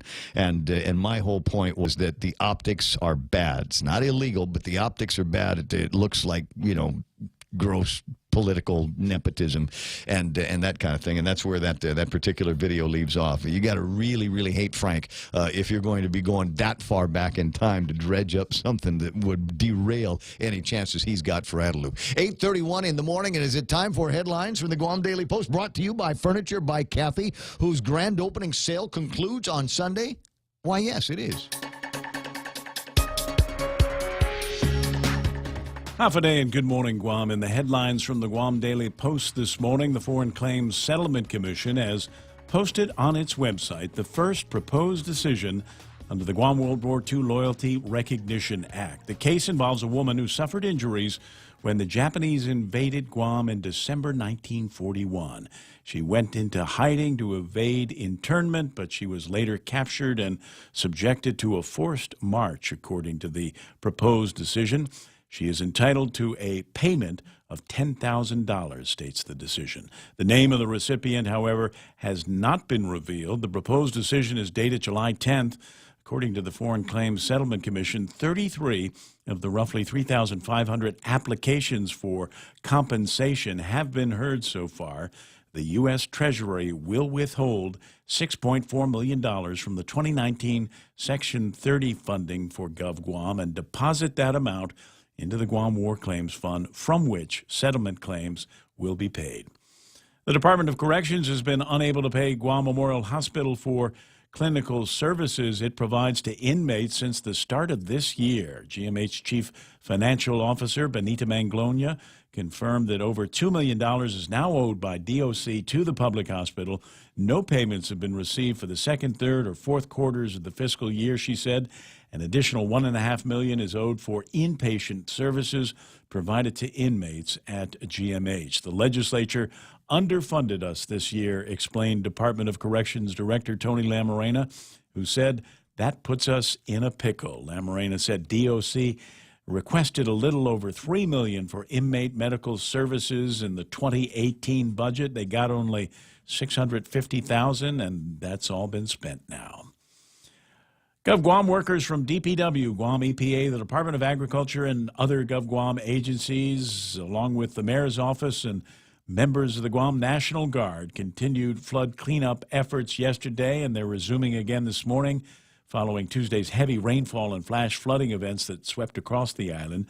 The people all helped clear debris and mudslides along Route 4 in Pago Bay and the Maimai Road in Chalan-Pago, Dasao Road in the Ponding Basin in Sinahanya. Other areas that saw some cleanup yesterday were Ordot, Chalan-Pago, Cañada Barragata, and Inarahan Village. Those cleanup efforts, again, continuing this morning. For these stories and more, log on to postguam.com or pick up a copy of today's Guam Daily Post. Well, thanks very much, Kevin. It's 8:34 in the morning. The preceding newscast brought to you by Furniture Kathy Style. And a reminder. Join Kathy and her team at Furniture Kathy Style for their grand opening this week. Their store is packed with fabulous furniture from brand names like Ashley, Klausner, Violino Leathers, and more, with prices that would blow your mind. Huge discounts throughout the store, such as their 4-piece bedroom set from Holland House, starting at $5.99. If you're looking for quality, style, and affordable furniture, come into Furniture Kathy Style in Hagåtña, open every day from 10 a.m. to 6 p.m. And as I was about to say, the grand opening sale concludes on Sunday. So in between voting, because I know if you're anything like me, you're going to want to vote in 2 or 3 precincts. So in between some of that voting, make sure that you stop by Furniture Kathy Style. And Gabriel building it again. It's 8:35 in the morning, and that is time from iConnect. They are the practical choice. It's true. Very practical. They don't think that you ought to spend any more money than you need to on your telecom needs like internet and mobile phones and even push-to-talk. Find out how practical they are at iConnect. Get a 20-ounce stainless steel Circle K Coffee Club tumbler. Just stop into any Circle K, sign up for our Power Pass rewards program, and after your purchase of 15 cups of premium coffee, any size, you get your tumbler for free. While supplies last, conditions apply. See store for details. Get a 20-ounce stainless steel Circle K Coffee Club tumbler. Just swipe your Power Pass key fob when you purchase Circle K Premium Coffee, any size. And after 15 cups, you'll get your tumbler for free. While supplies last, conditions apply. See store for details. Offering state-of-the-art MRI, full-field digital mammograms, full digital X-rays, and 4D ultrasounds, FHP Health Center provides comprehensive diagnostic medical imaging with the convenience and access our patients deserve. Our highly specialized, board-certified radiologist ensures high-quality, patient-focused care with every visit. Call the FHP Health Center at 646-5825 and press 2 to schedule your appointment today. Most insurance is accepted, including Netcare, Aetna, and TRICARE. It's 8:36 in the morning. Swing by Subway and enjoy a signature wrap. Clear, crave-worthy sandwiches, filling and delicious. The wraps absolutely loaded with meat and packed with all your favorite flavors. Get it today. Subway. Make it what you want. I'm voting for a winner. I'm voting for the only team that's standing up against corruption. I'm voting for the guys that have a full action plan with the courage to say what's right, even if it isn't popular. I'm voting for the team that cares about what I think. They're not attached to any big business. They're not owned by special interests. They're fresh. They're young. They're winners. This primary election, vote with me. Vote with me. Vote with me. Make it your time. Vote for Rodriguez Cruz. Hafa-day, I'm Dennis Rodriguez Jr. Hafa-day, I'm David Cruz. Together, we approve this message. Portions of the program brought to you by my friends over at Wendy's. It is time for a Wendy's break. You're going to love this. The 4 for $4 is back, and they're adding to it all the time. For $4, you now have 8 options to choose from. Your all-time favorites like the Junior Bacon Cheeseburger, which has bacon in it. They put it in the name. Crispy Chicken BLT or the Double Stack Sandwich all come complete with nuggets and fries and a drink. Wendy's, 4 for $4. What a deal at Wendy's. The Extra Point with Jerry Roberts of Guam Training every morning on The Ray Gibson Show. So many kids today want things handed to them. This can include the career of their dreams. Handed to them? The word earn is foreign to many, and that's a problem. I'm Jerry Roberts, and at 7:20 a.m. on The Ray Gibson Show, let's talk about how to get them thinking differently.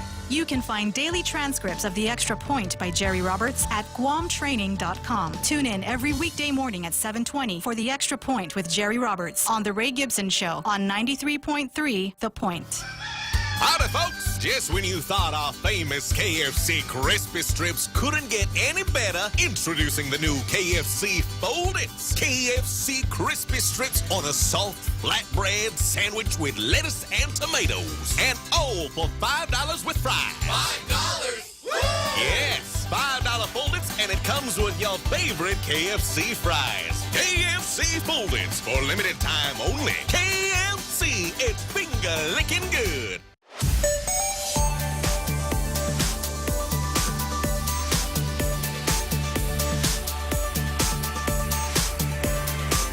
I want to say it begins to look like it's clearing up, and usually around 8:39, the only places where it looks like there's still a hard time is about that area in front of St. John's, but that's clear. There's still traffic there up and down Marine Corps Drive, but it is at least moving. There's just lots of cars. And then you got traffic between the post office and 8, 10, and 16 out in Barragata. Nothing in front of Navy Hospital, nothing in front of Sumai, nothing in front of Anderson Air Force Base. So I would say we're off to a pretty good start for what I like to call second-string traffic, because first-string traffic, that's it's like the 7:25 to 7:50 get stuck in traffic crew, and then between, I don't know, about 8:15 and 8:45, that's second string get stuck in traffic crew. But it's looking pretty good so far right now. On to Point. Stay clean and connected with Docomo Pacific and mobile. For a limited time, stop by any participating mobile store and get a free chamois when you purchase $10 worth of Docomo Pacific prepaid load. Keep your car looking spotless when you go prepaid with the widest 4G LTE network in the Marianas. You plus Docomo Pacific, better together. Offer valid while supplies last. Some conditions apply. At Guam Regional Medical City, it is our mission to become the island's premier choice for specialty care, like cardiology, pulmonology, neurosciences, orthopedics, oncology services, and more. We aim to protect our island from heart attacks, strokes, cancer, and diabetic complications. But should you suffer from such diseases, we're ready with world-class options, both inpatient and outpatient. For more information, visit us at grmc.gu.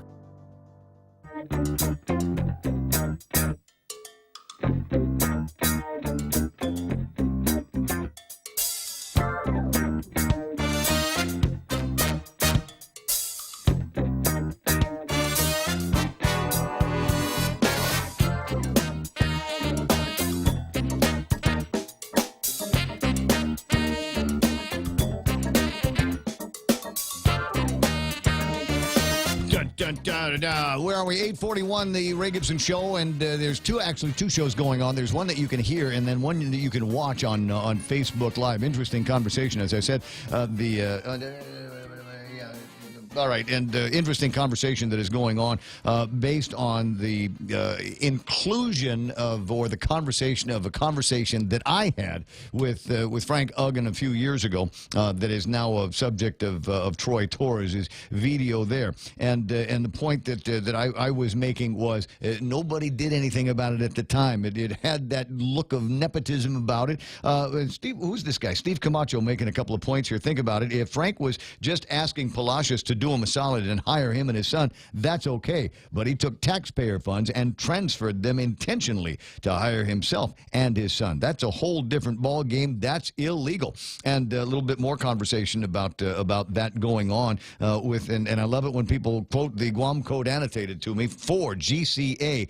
No employee shall use or attempt to use an official position to secure or grant unwarranted privileges, exemptions, advantages, contracts, or treatment for himself or herself, a spouse, children, or others, including but not limited to A, seeking other employment or contract for services by the use or attempted use of the individual's office or position. And it goes on and on and on. I get the point that you're making, and I will make this point here is, as far as I know, probably still common practice to do that kind of thing and nudge and a wink. And is an attorney general doing anything about it? Is a policeman doing anything about it? There are, as many will point out, two different sets of rules around here. Yeah, two different sets of rules that are at play. That sort of thing's actually one of the lovely byproducts of a democracy. Thank you very much. Yeah, and so I reached out, obviously, and indicated my distress with it in 2011. And what happened to it after that? Anybody? And Debbie, was it Debbie that is asking the question or brought up a point, and I'd have to look it up. What's the candy wrapper deal? Somebody refresh my memory on what the candy wrapper deal was. It rings familiar, but it's one of those things, I don't know, 1,000 controversies ago. And I've just forgotten about it completely. 888-8255, if you remember how all of that works. Yeah, hire my kid. That'll be fun. Use your lapse funds. Hire my kid. 8:43 in the morning, but it's just the way it is, isn't it? Isn't it? You see things like that happening pretty much all the time.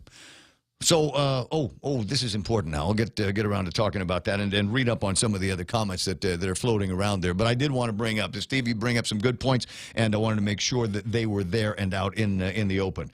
So you're going to hang the guy in 2018 for something that happened in 2011 that nobody really got stirred up about. Is that what you want to do? Is this like the Me Too thing where you go back and beyond the statute of limitations? It's pretty much too late. That should have been taken up when you had that first conversation with him. All along. Anyway, so there's a couple of notes in the news about the, what is it, construction boot camp. Is that right, Jane? Yes, it is. So you got a big bunch of cohorts that have graduated now? Well, we are having the ceremony on Tuesday morning at 9 a.m. in our Learning Resource Center, yes. Okay, got it. And about how many? It's a completion ceremony. They didn't, well, it's kind of a, quote, graduation, but, it's not like an associate degree or anything. But, yes, it's so we're not giving them a cap and a gown, and we're not going to festoon them with leis. Well, we are going to festoon them with jobs. That's important. Now, are all of your graduates or all of your commencees, are they all going to be going out and getting something in the private sector? I believe most of them. I don't have the exact numbers, but I believe most of them are being hired by one company in particular, and I don't have the paper in front of me, so I don't want to say the company, but I've been working with a company to do that needs some construction done, and they are getting a job with that company. Very, very nice. Most of them. Yeah. So I was excited about hearing about the program because I think that one of the things that we've got to do is to get more and more of our young people into the habit of trying to find some of these jobs. Once you get past a certain basic level, the hourly income starts to look really attractive. Absolutely, and the problem has been that a lot of people say, "Oh God, I don't want to work outside. It's so hot, sweaty," and but you work outside for a while because then once the structure is up, then you're covered. But the thing about it is, you make a lot of money because this is a skill. Carpentry, HVAC, these are skills that pull in a lot of money, and especially HVAC. If your air conditioner has ever gone down, you know how hard it is to get somebody to come out right away because they're usually very busy. One of the things that's beginning to, and one of the reasons why it's important that we've got continuing education, getting people involved in these programs as often as we can, is because the technology changes. The air conditioner that I bought 10 years ago is now electronically completely different than the one that I have now. I mean, they're using high-tech inverting systems. Right. It's almost obsolete. Sometimes they will tell you, we don't have parts for this anymore. Yeah. I had a problem with an air conditioner. They had to go to South America to find the part. I'm totally serious. I mean, it's like that. And something as simple as a gecko getting into the circuit boards anymore, like I said, it's not the old mechanical systems. I mean, they're highly electronically dependent, and geckos will get in and short themselves. They're energy efficient. They're more, they cool faster, those kinds of things too. And, our programs deal with all of this stuff. So people, and this industry is taking off on Guam. And what we want to do is we want to, yes, you have to have some journey workers from off island to come over, but we want to have a local construction force where people, there's a base here, and then, once you fill that base, then you go off island for your workers. You don't want to bring in the experts. We want to have the experts here, and then you bring in the other people. Obviously, yes. And so I'm glad that you've got this program underway, and I know the answer, but I'll ask it for the benefit of the listeners that don't. When's the next time that there's going to be a construction boot camp? Next summer. There will be another one. And we will run several cohorts because this summer when we did this, we, within a half hour, got more than 90 people inquiring. That's why we, it was supposed to be just 20 slots, and we opened up a second cohort because we knew, we could fill it. There were so many. So we don't have the details yet on how many we are going to offer for next summer, but given the response for this summer, it will be at least 40 people. Gotcha. And maybe even this one here, I might just decide that I need some continuing education and figure out how to do tile and how to do a little bit more with my basic carpentry skills. Not that I'm looking for another career or anything like that. I think I'm set into this one, but it's just good to know. Right, and especially, no offense, Ray, but at your age, you can take it for free. Yes. No, I know that, and it's okay. We have earned our way to senior citizenry, and I intend to take advantage of it. Everywhere I go, I'll ask the question: do you give senior citizen discounts? And if the answer is yes, I'll check and see if it's 55 plus, or do I have to be 65? There you go. You know, we got to be able to get something for the receding hairline. Yeah, and we, want to thank the community for the support, and, island businesses, if you need workers or you need anything, please call us at GCC, because our continuing education office tailors courses for businesses. Whatever you need, we can get it for you. So call me 735-5638, or you can call CE at 735-5640. And whatever you need, we are there for you. All right. Tony Babauta asking me to ask, why don't you just ask her who you can hire at GCC? Is there some kind of placement here? I mean, if I said, look, I need some tile work in the kitchen, can I just call you up and say, what's the name of the cohort that made it out of the tile one? Tiling.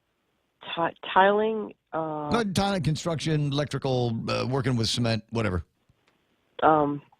Can I call you up and say, who's your guy? Yeah, I guess you could. Yeah. That would be. Then I wouldn't have to go to school. Then I can we'll keep a cohort open, and I'll just hire the guys that you send out. Yes, yeah, you could do that. Yes, we definitely we get surveying companies calling us up and saying, hey, do you have any pre-architectural drafting students who are working on surveying? Because we need interns, and we just give them names and send our students there all the time. And then the other one was, because I remember this was a whole lot of fun. The kids were doing this, is the reverse job fair. Oh, yeah, that we will definitely do again. And that was our marketing and visual communications programs. They did the reverse job fair. And since it went so well last year, I think we're going to pull other programs in. So you'll have even more careers and more of talent to pull from. And these kids are amazing what they do, especially the graphics, the design, because they're much more tech than I am. And, in my office, we hired one of our graduates. She's our graphic artist, and she's my right arm.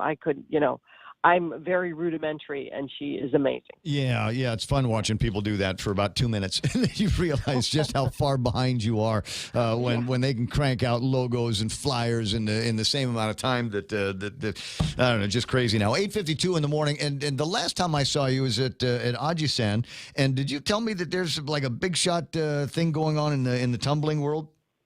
In gymnastics, the Guam Gymnastics Federation, which I'm the president of, take off my GCC hat and put this one on. Yeah, please. And we are working. We have an application to get into GNOC, and they are working on our application to have us officially joined as a federation. But we also have Australia Gymnastics, because Oceania is trying to get an Oceania Gymnastics Federation, because the Worldwide Gymnastics Federation, which is FIG, which is the International Gymnastics Federation, they want to see gymnastics flourish around the world, because I like to say that gymnastics is, the root of all sport, because even if you are not talented at gymnastics, if you take a gymnastics course, you learn balance, you learn strength, and that translates to every other sport, because you need that coordination.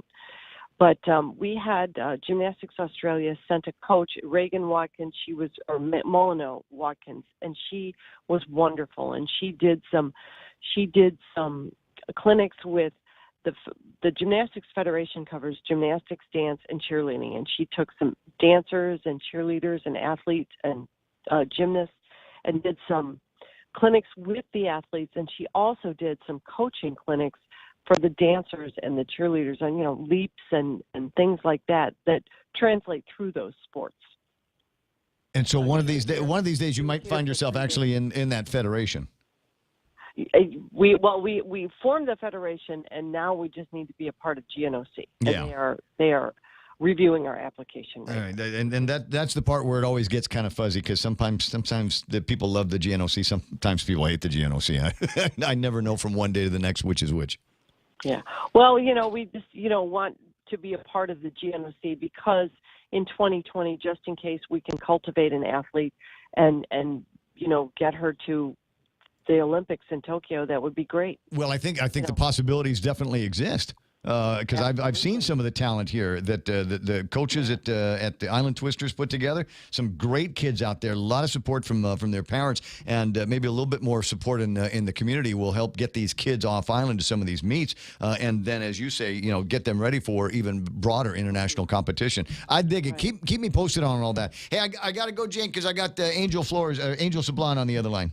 Okay, thanks, Ray. Take care. Not a problem. Jane Flores from GCC, and we're going to crow about for a couple of minutes the fact that they've got these kids out of this construction boot camp. I think it's a fantastic idea. It won't be until next year that they do it again, so keep listening for updates on when those cohorts are going to begin. 8:55, and there continues to be conversation in other media and in this media about just how filthy the island seems to be getting. There's just so many people that are not picking up after themselves, and worse, going out and finding places in the boondocks to dump their stuff as opposed to taking it to the transfer station and paying a couple of dollars and getting rid of it. I've been critical of it, of the mayors, because I know that the mayors have powers provided to them as justices of the peace. And I'm going, well, you got the capability, but nobody has actually opened up the citation books and started writing anything. And my understanding is that there is going to be another round of training. Angel Sablon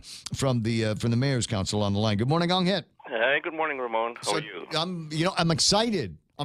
We have an election in a couple of days. Yes, we do. Yes, we and after that, we're going to start giving citations. There you go.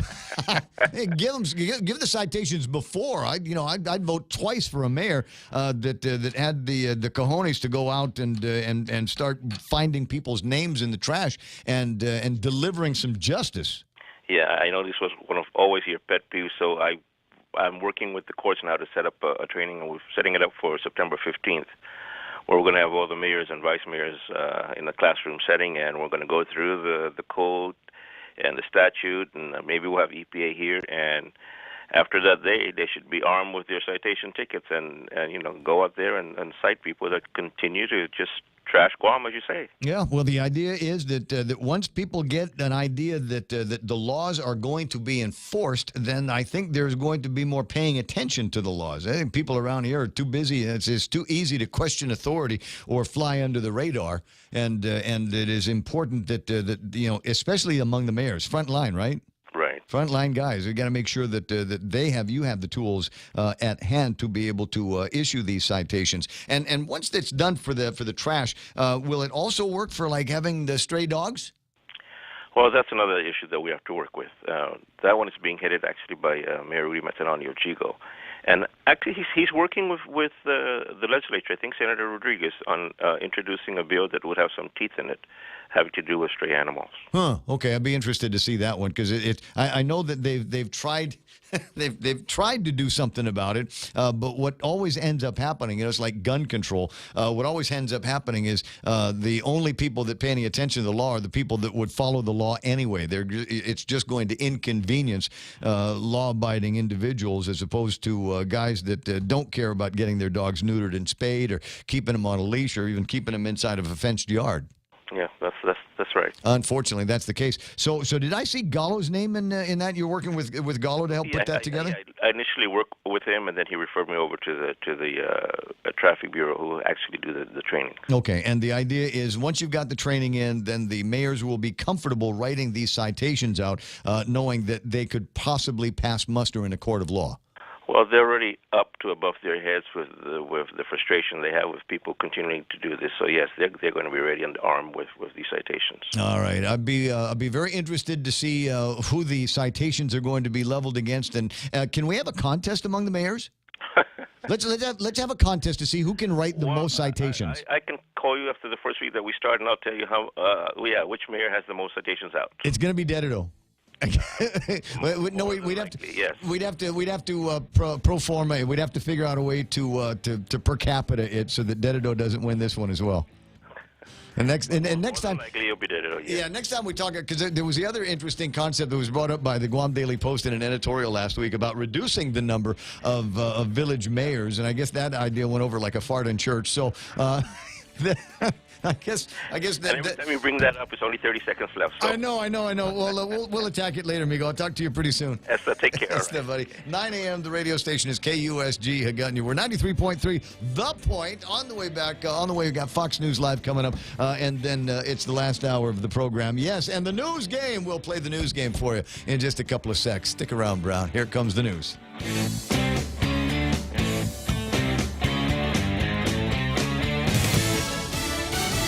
A guilty plea and now new legal woes for President Trump's former lawyer. I'm Lisa Lacera, Fox News. Michael Cohen has been subpoenaed by the state of New York, which is investigating the Trump Foundation. New York Governor Andrew Cuomo's office confirmed the action seeking information from Cohen, who entered a plea deal Tuesday to several charges, including campaign finance violations. The subpoena came after Cohen's attorney, Lanny Davis, indicated his client had details federal and state prosecutors would want. Davis said this Wednesday morning on Fox. He will cooperate with everyone because he's committed to telling the truth. That's a general statement. New York State is looking into how the president may have used his foundation to settle disputes and aid his campaign, which could be violations of state law. Fox's Cornell Scott. The White House firing back after Cohen's plea deal. As the president has stated on numerous occasions, he did nothing wrong.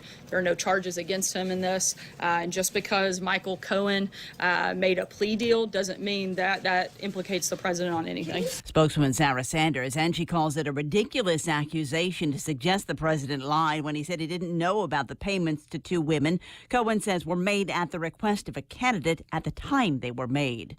Residents of Hawaii's Big Island in Maui bracing for Hurricane Lane. The rain will be heavy and longer.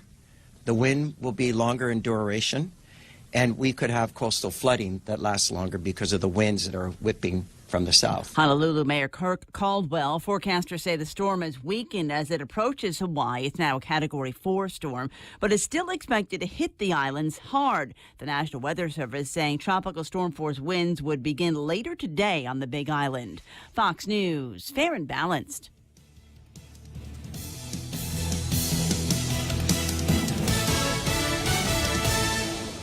Is Guam prepared for whatever option we might choose? Coleman Listuhin. You know what? My goal is to turn around our government, and I want people to trust our government. And I just have to say that at the end of the day, when people go out to vote, they need to ask themselves, who is the person that they can trust? Expand the economy, provide for our people, job creation. We can do for ourselves, and we can do it proudly. My whole career has been in service. I wanted to be a nurse because I felt that if I could help somebody in their sickness and in their pain, that would be so gratifying. I want to make sure we send that message out. I'm Leon Guerrero, and I approve this message. Paid for by the committee to elect Leon Guerrero Tenorio. Tony Sanford, Treasurer. Authorities in Virginia Beach investigating the death of a 3-year-old boy after the boy's father says he found the child dead in a clothes dryer. The boy's father, Chet Lloyd, told the Virginian Pilot newspaper the boy must have climbed out of his crib. He says he called 911 and tried to resuscitate him. The child's mother, who does not live in the home, told the newspaper the circumstances don't make sense to her, saying nothing is adding up. California Republican Representative Duncan Hunter fighting back after he and his wife were indicted for misusing campaign funds. I'm not going to resign with a bunch of leftist government folks throwing allegations at me. There's a trial. The indictment says the couple spent the funds on food, vacations, and theater tickets. Fayetteville, North Carolina police say they used online genealogical data to identify and track down a suspect in a series of unsolved rapes dating back a decade. 43-year-old Daniel Wayne Bowden faces multiple rape charges.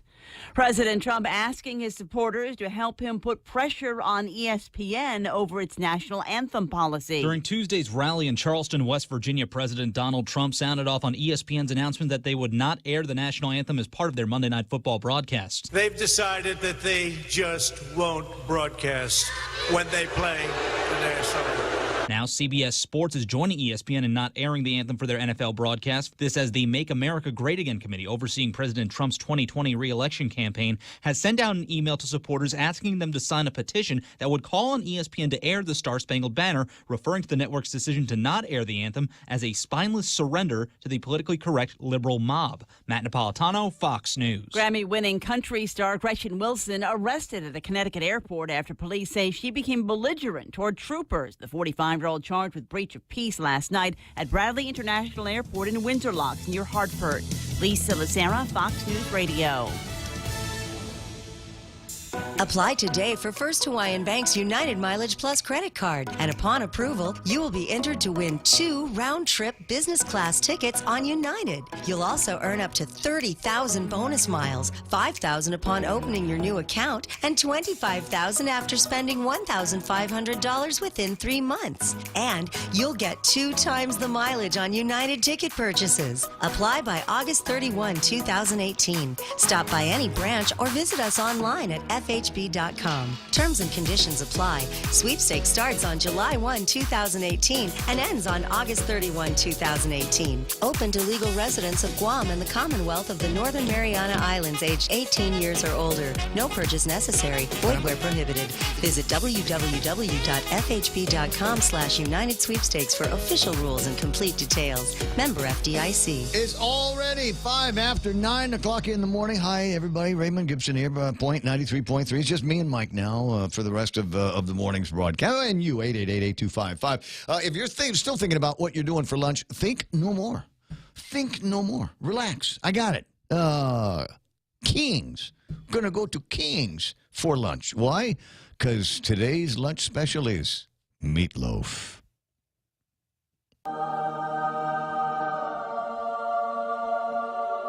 I think our choir of angels, a little bit slow here. Salivating, maybe that's the problem. Meatloaf, meat cake, find it for lunch at King's today. In illness and in wellness, Calvo's Select Care is health care that is there for you. That's why over 80% of the Guam medical community places their trust and insures with us. We offer our members wellness and fitness programs for a healthier lifestyle and provide a comprehensive medical network on and off island to help members from unexpected illnesses. Contact Calvo's Select Care today for more information. Portions of the Raymond Gibson Show brought to you by GRMC, Guam Regional Medical City, American Water Tech, Better Water, Smarter Water, Better Water, Micronesia Renewable Energy, and American President Lines. APL is shipping the future. I'm voting for a winner. I'm voting for the only team that's standing up against corruption. I'm voting for the guys that have a full action plan with the courage to say what's right, even if it isn't popular. I'm voting for the team that cares about what I think. They're not attached to any big business. They're not owned by special interests. They're fresh. They're young. They're winners. This primary election, vote with me. Vote with me. Vote with me. Make it your time. Vote for Rodriguez Cruz. Hafaday, I'm Dennis Rodriguez Jr. Hafaday, I'm David Cruz. Together, we approve this message. Stay clean and connected with Docomo Pacific and mobile. For a limited time, stop by any participating mobile store and get a free chamois when you purchase $10 worth of Docomo Pacific prepaid load. Keep your car looking spotless when you go prepaid with the widest 4G LTE network in the Marianas. You plus Docomo Pacific, better together. Offer valid while supplies last. Some conditions apply. Hey, what's that? Oh, it's a Subway Big Hot Pastrami. My Big Hot Pastrami? No, back up. My Subway Big Hot Pastrami. Get your own. Get your own Subway Big Hot Pastrami. Tender, juicy beef on freshly baked bread. Enjoy yours with mustard and pickles. Get a Big Hot Pastrami at your favorite Subway location. It's so good you won't want to share. For a limited time only. Subway. Make it what you want. Change is inevitable, but it doesn't have to be scary. This election, we have an opportunity to transition our congressional posts from one leader to another. A smooth transition means we can hand over all the work, contacts, networks, and relationships that have been built over the last 46 years spanning 4 service legacies. I humbly ask for your vote to be your next congressman. I'm Michael F. Kisa-Nicholas, and I approve this message. Paid for by Michael Kisa-Nicholas for Congress. Shelley Vargas Calvo, Treasurer.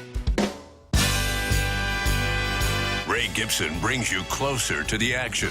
Morning talk that matters. Call now. 888-TALK. That's 888-8255.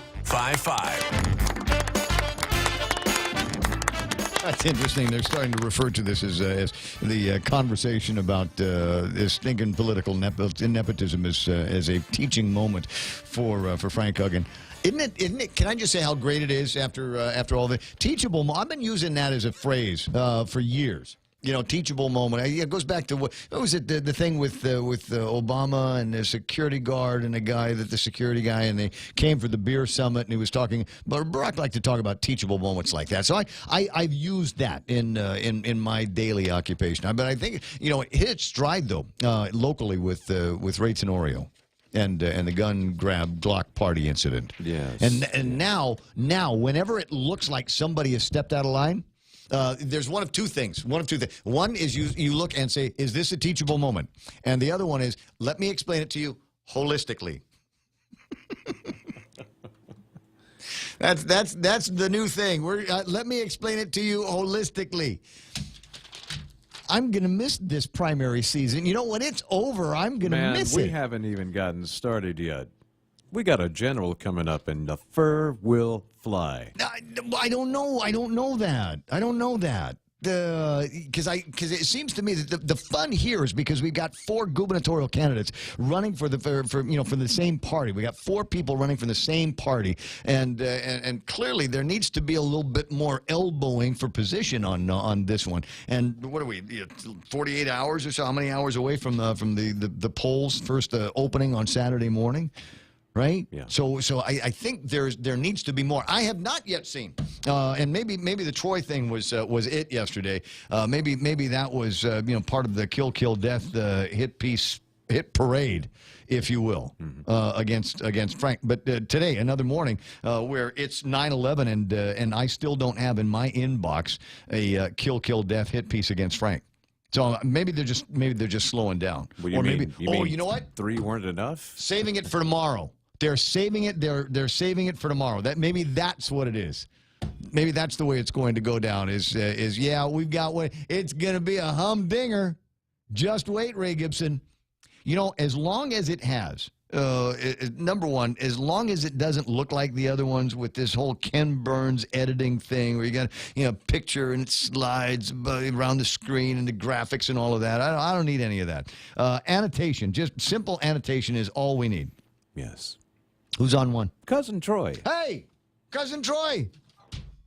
Hey, you know what? I heard you earlier ask me to call in, and I tried, but I was just parking at the house, and there's no I don't have cell phone reception at my house. That's all right. I got you on the line now. I was not aware that you had a thing on the Facebook Live last night. I went to a craft beer deal over at Horse and Cat. Yeah, I did it a lot earlier than I normally do, so. Well, yeah, and so I was otherwise occupied. But what was the gist of it? So you know that dirty ad or that hit piece on Frank Huggan, the one that is about nepotism. Yeah. Okay, so all these ads were coming out, right? And I was like, I wonder how effective these are going to be, or I was getting a little concerned about it having some sort of negative effect on my guy, or you know what I mean, like. No, and that's an important thing, and so for clarity, there are a couple of things that I asked, and there was another kill death hit piece that went out against Frank that began to look like a Rodriguez ad, and I know that Dennis and Dave have already refuted that. That's not from us. But your name came up. Because you're a sly devil, and at least 1 or 2 people said, did that come from the fertile mind of fertile yet treacherous mind of Troy Torres? So I had to ask him, and Dennis said, no, you didn't do that. I these days, ever since the whole arrest thing, and then that sort of got me off of my leash. I kind of say whatever I want, so I just say it out in the open. Yeah. In those Facebook Live things. So I'm not going to waste any time making an ad. Okay. When I can just say it right out loud. Yeah, why bother? Just turn on the phone and hit the Facebook Live button, and then start saying the words. So now, were you defending? You weren't defending Frank, were you? No. So, the nepotism thing. It was the one ad that I glossed over the most. I was like, oh, that's just nepotism's everywhere, right? Sometimes it's not even a bad thing. And then it just kept coming back to me. For some reason, it kept reoccurring, and then someone dropped off some information about how local acts of local misuse of funds, if that agency is tied to any federal funds, whoever misuses funds can be prosecuted federally. It's Title 18 USC 666. Mm-hmm. But I didn't even consider in the first place that what transpired there wasn't necessarily just nepotism, but subordinate to an actual criminal issue, which is the misuse of government funds. Because, and he admits it on your show when he starts laughing about it, where Frank Beckin says, I transferred that money to whatever senator that was to hire my son. But it wasn't just his son who was hired.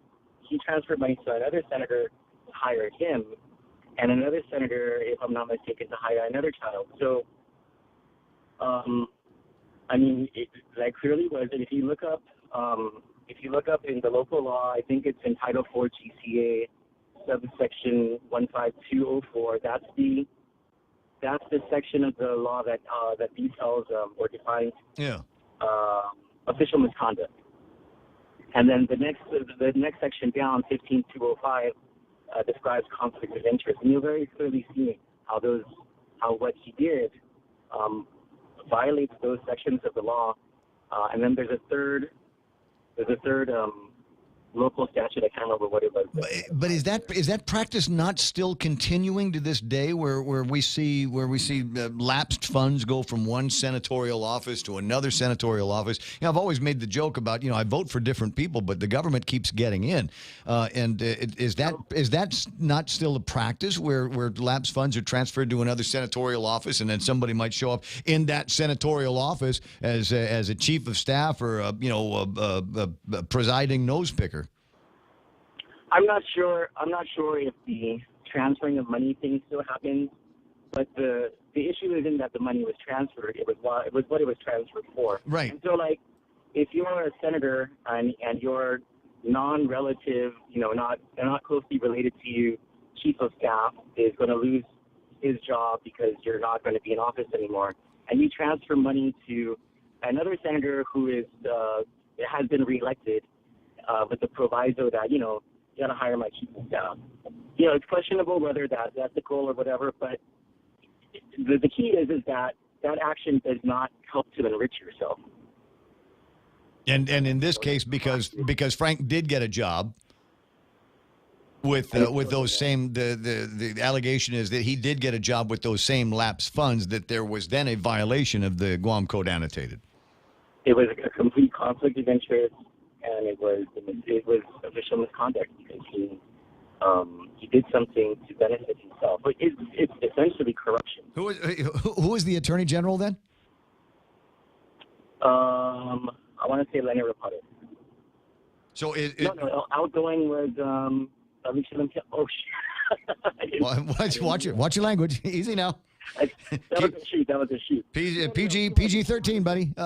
Anyways, but that's it's a historical record. We can go and find all of that stuff. So the question that lingers in my head, for me it was a question of nepotism, and for others now it becomes a striking example of how a law was apparently broken and ignored by everyone.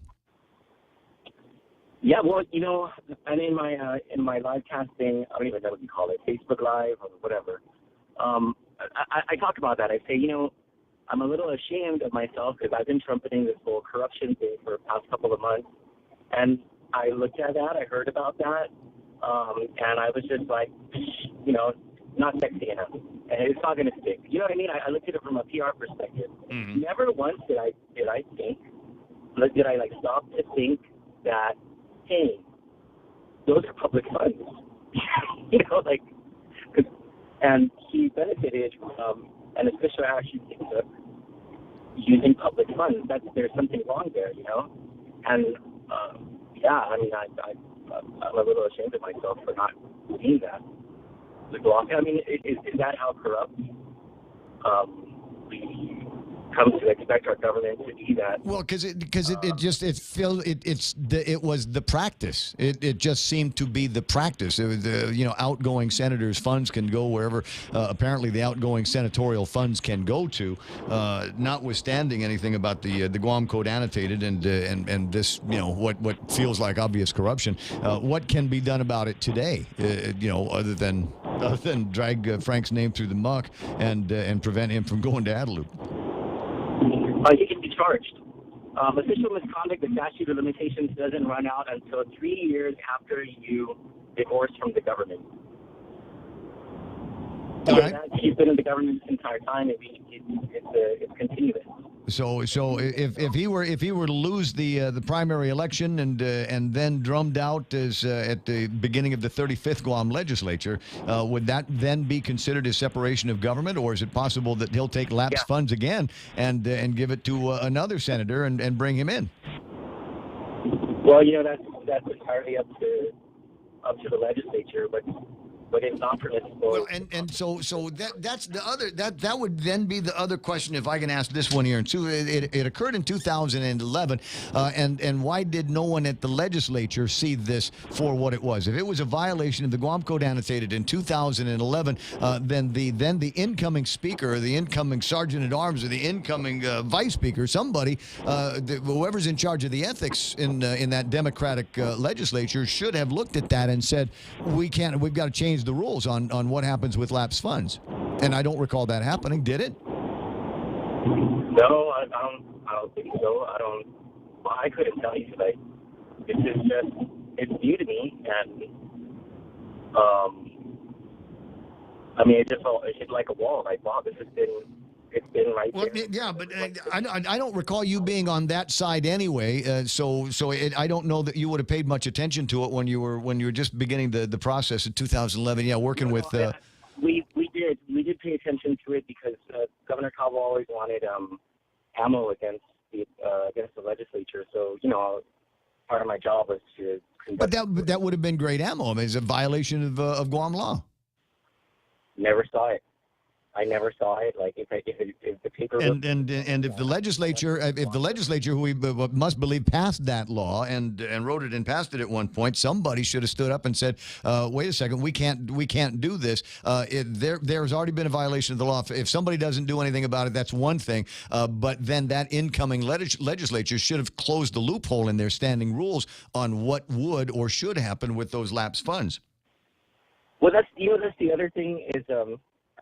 Has this happened? I mean, and I'll fall on the sword here. I recognize I did not see it for what it is, a violation of the Guam Code, and now that I do, yeah, I'm kind of curious as to why nobody did anything about it. It was on the radio. It's not like nobody knew.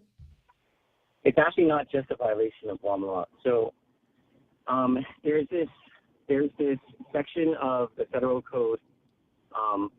It exists just to help federal prosecutors to gain jurisdiction in local corruption cases. Who was the U.S. attorney then? To make their jobs easier. What federal monies were mixed in and got used? I'm curious. The rental fees that they received from the post office. Rental fees. So that's a contract, right? So, it's like postage stamps. $17,000 a month for that rental. At least they received $17,000 a month in 2010 and 2011 when this all occurred. And the federal law says in 18 U.S.C. 666 that if you receive at least $10,000 annually in federal funding, and note that there are more terms there, in federal funding, and you somehow misuse or misappropriate $5,000 or more in cash or in property value, and in a corrupt kind of way, then you are guilty of a federal offense under that section. All right. 9:24, and I'm bored with this conversation now. We'll play around with something else. 888-8255. That's 888-8255. Because there's only so much that we can talk about here. Somebody else has got to do something about it, and that ain't my job. But I will let you talk about it. And I'm curious about a couple of other things, Cousin Troy, while I have you on the line. Sure. Who's going to win the election? Who's going to win the gubernatorial on the Democratic side? Oh, that's easy. Dennis Rodriguez and Dave Cruz. What's that? Dennis Rodriguez and Dave Cruz. Still pulling for him, huh? Yeah. And are you going to get a job when they win? No, I'm not. I actually walked away from the government in August of last year.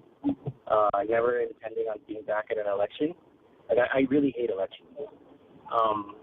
But things happen, and I needed to work, so I asked Dennis for a job, and he gave me a job, and the rest is kind of history. The funny thing is that all of that was precipitated by stuff the administration and another gubernatorial team family had done. Yeah, I recall. I would have never been in this election if it weren't for things that they did that forced my hand. Well, it's been interesting. Are you going to do another Facebook Live soon? I think so. You think so? You think so? Yeah. Okay. I think so. You need to send out a word, send out a message to your team. Says, tonight at 7:00 or something like that.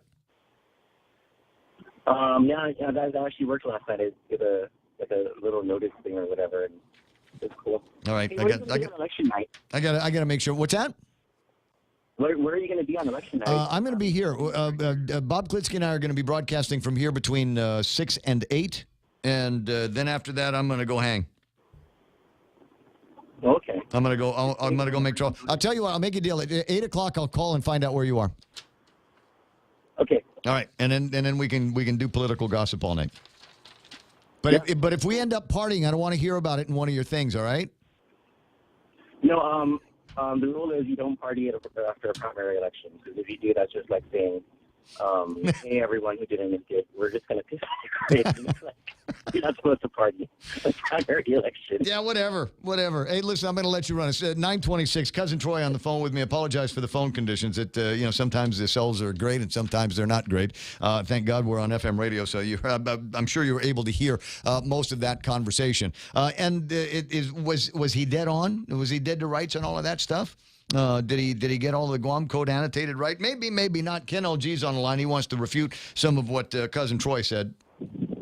Yeah, the federal government is paying rent to the legislature. That is not misusing federal funds. If the legislature wanted to take that money and buy hamburgers and hand them out on street corners, they could do it. The appropriated funds is different. Like if the federal government appropriated $250,000 to the legislature to pay for live streaming equipment, that would be a different story. Or but paying rent, whoever receives that rent from the federal government, including all those hundreds of homeowners, they can do whatever they want with the money they get without violating any law. All right. Well, what is your take on a violation of the 4 GCA 15204 fair treatment, and no employee shall use or attempt to use an office or official position to secure or grant unwarranted privileges, exemptions, advantages, contracts, or treatment for himself or herself, a spouse, or children? Are we talking about the Frank death kill piece? The language is kill death. Oh. It's kill death hit piece. I'm going to copyright that. That's mine. Kill death hit piece. Here on Guam, being in such a small community, you could take that charge and go literally to every government office and make that stick. Well, and so to Troy's defense, and a couple of other people that are chiming in on Facebook Live, and yes, I am suspicious of fake accounts. Is it possible that somebody should have gone into the different offices and agencies and said, okay, where is the funding coming from for that person to work here? Well, that goes back to what do we want to do as a community with the limited tax dollars we have. Do we want to hire the employment police, or do we want to take that money and use it to pay for the hospital and medical lawyers, or pay for lawyers? Wait, who are you with? Are you with somebody? A member of the legal community who feels concerned that government of Guam is not paying their legal bills promptly, forcing them onto welfare and food stamps and Section 8 housing. Can you elaborate on that? Because I believe that most of the legal work in the government of Guam should be done by the Attorney General's office. I'm sure that somebody is awake there. Well, that was one of the big things that I fought for in the 33rd and the 34th. BJ introduced a bill because just one agency spends enough money on lawyers every year to fund 20 positions at the Attorney General's office. Mm-hmm. And that was, and when you consider the quality of the work they are doing, I'm not going to say who, but the fact that they've lost just about every case they've ever fought on behalf of government of Guam, I think having the Department, the Attorney General's office ramp up more, and if we were to take, when we look at how many millions of dollars all these agencies are spending on legal counsel, and they're having outside counsel do things like review memorandum. Yeah. $175. Phone conversation regarding parking permits. $250.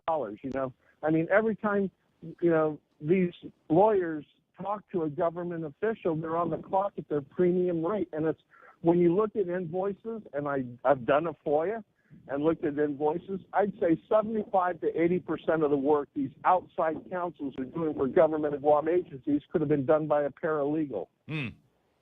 Draft letter to you're preaching to the choir here, and I'm getting a lot of conversation on the Facebook Live from Steve and Alicia, who are ask Ken if Frank gave him a camera and a computer. Oh, that's such a load of crap. No, Frank did not give me a camera and a computer. If you look back, I have been doing videos since 2015. If you go back to my Facebook page. I got you. I know, but it's I gotta ask, and now they're saying don't lie. Hey, listen, if you got evidence, Steve, just bring it. Just if you don't mind, I don't want to get into there's he said, she said, and it's starting to devolve here into a strange conversation. So there's no such person as Steve Camacho. You don't think? How about Alexis? Alexis come forward and announce himself. Because everything I do on the internet, I do under my name. Yeah, and there's I'm going to start referring to Alexis Regis as Pretty Alexis. Hard body Alexis. How's that? I thought I knew them all. It's 9:32, dude. I got to let you run up. I think Troy's on the other line. I think he wants to fight with you. And I don't know. Between the quality of his cell phone and your cell phone, I just got a feeling it'd just be blah, blah, blah. It sound like the Charlie Brown video. Oh. So I think I'm going to... All right. Yeah, you guys hang out if you want to. I don't want to conference the call. Hey, Troy, is that all right if I don't conference the call? I'll just let you finish up. Who, me? Yeah, you're Troy. Yeah. He said that he was talking about how federal funds and, you don't know what in the agency is using federal funds or whatever. That actually doesn't matter. The statute has been tested, and so courts have come back and said, it doesn't matter where in the agency those federal funds are used. If the agency receives those federal funds, then they're held to the statute. And it's even been tested by the Third Circuit Court of Appeals. And the Third Circuit says this statute, Congress meant for it to be broadly interpreted so as to protect the taxpaying dollars. I don't have a problem with that. Yeah. But again, somebody got to go out there and make a big enough stink so that the lady over at the court can take care of all of it. I got to break away from this conversation, Troy. I'll talk to you pretty soon. Cool. All right. Take care, amigo. Bring food. Bring betel nut. Go to Mom's house and see if some of those betel nut trees are still delivering. 9:34 in the morning. That's iConnect time. They're the practical choice over at iConnect. That's the way it works for them. You got just a limited amount of telecom dollars that you're going to spend, and frankly, the guys over at the CCU want that for GWA. So here's the deal: get more practical with your telecom spend. You need internet, you need mobile, you need push to talk. Call iConnect. They are the practical choice. Security Title is honored to join in sponsoring Ray Gibson on The Point. My name is Alicia Blas from Agate, and this is where I start my day, listening to the voices of our community and sharing thoughts about issues that affect all of us. It all boils down to our people and our land. Putehi Igomamu. Protect your home. When purchasing or refinancing your home, remember to call the professionals at Security Title, just like you call Ray Gibson in the morning. Hey, it's time for a Wendy's break, and they got something that everybody loves. It's the 4-for-4. I don't know if you've had a chance to do this anytime, because when I go in there, it's usually give me a salad, give me a Dave's hot and juicy, or last night it was the Dave's hot and juicy and a big cup of chili. Man, the 4-for-4 is awesome because you can go in there and you can get a sandwich, one of their selections of sandwich, and chicken nuggets, and fries, and a drink, and it's $4. It's only $4. So check that today at Wendy's. You've been waiting, and now it's here. Furniture Kathy Style's grand opening after 12 months of putting together an exciting, delicious, salivating, full-scale, real furniture store that has absolutely everything you need for a beautiful home. Beautiful textures, up-to-date styles, and prices that will blow your mind during our grand opening. Starting now, Furniture Kathy Style throughout the store. Bargains, bargains, bargains. Check us out on Facebook and Instagram. Furniture Kathy Style in Hagåtña. Open every day from 10 a.m. to 6 p.m. Grilled salmon, petite sirloin.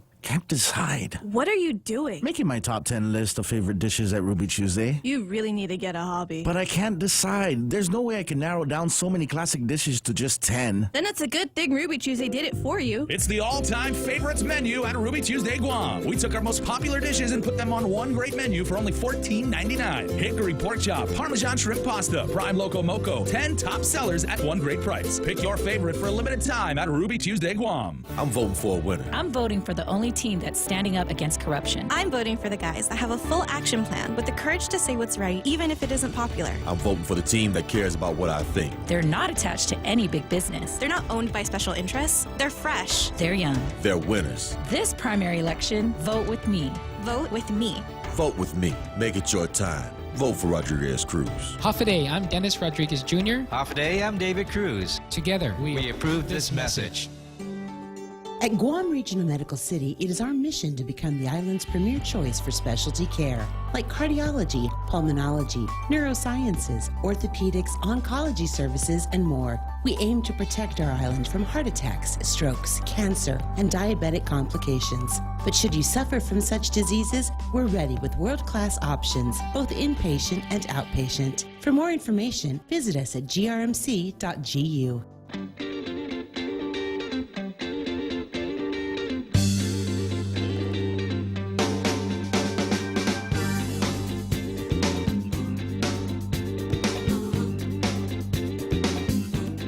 Kim Ray says, Vanessa, lol, you guys are morons if you think some line item on a list is going to link a camera and a computer to somebody. Ask him, Ray, just to clarify everybody's curiosity, just like you refer to Pretty Ashley and how she refers to you as Pretty Ray.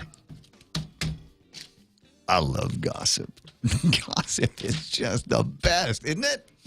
It's what the show's about. It's political gossip, for the most part. I don't know what it's going to be about after the primary. I'm very, very concerned about that. I think after the primary election, I think the political gossip side's going to dissipate. I'm actually going to have to find real issues to talk about. You know the area better than I do, but I just cannot agree this year. I just think there's... You think there's going to be more? Man, more cat fighting cow. Absolutely, yeah. I mean, I hope you're right. Yeah. Personally, it's going to be a fun time. All right. Well, give plenty of stuff to talk about, and if you want to talk about me, that's fine. I'll deal with all of that. 9:38. Here's what we've got to do right now. Here's what we got to do now, and it is the news quiz. It's the news quiz. Wait a second. I want to say that one of Because if I'm going to spend a lot of time talking about Steve Camacho and Alexis Regis, one of Steve Camacho's posts on very lengthy posts, by the way. yeah, too long, didn't read. You know, so you got to keep it small bullet points in order to hold my attention. All right, so he refers to a place where Ken used to work. 888-8255. That's 888-8255.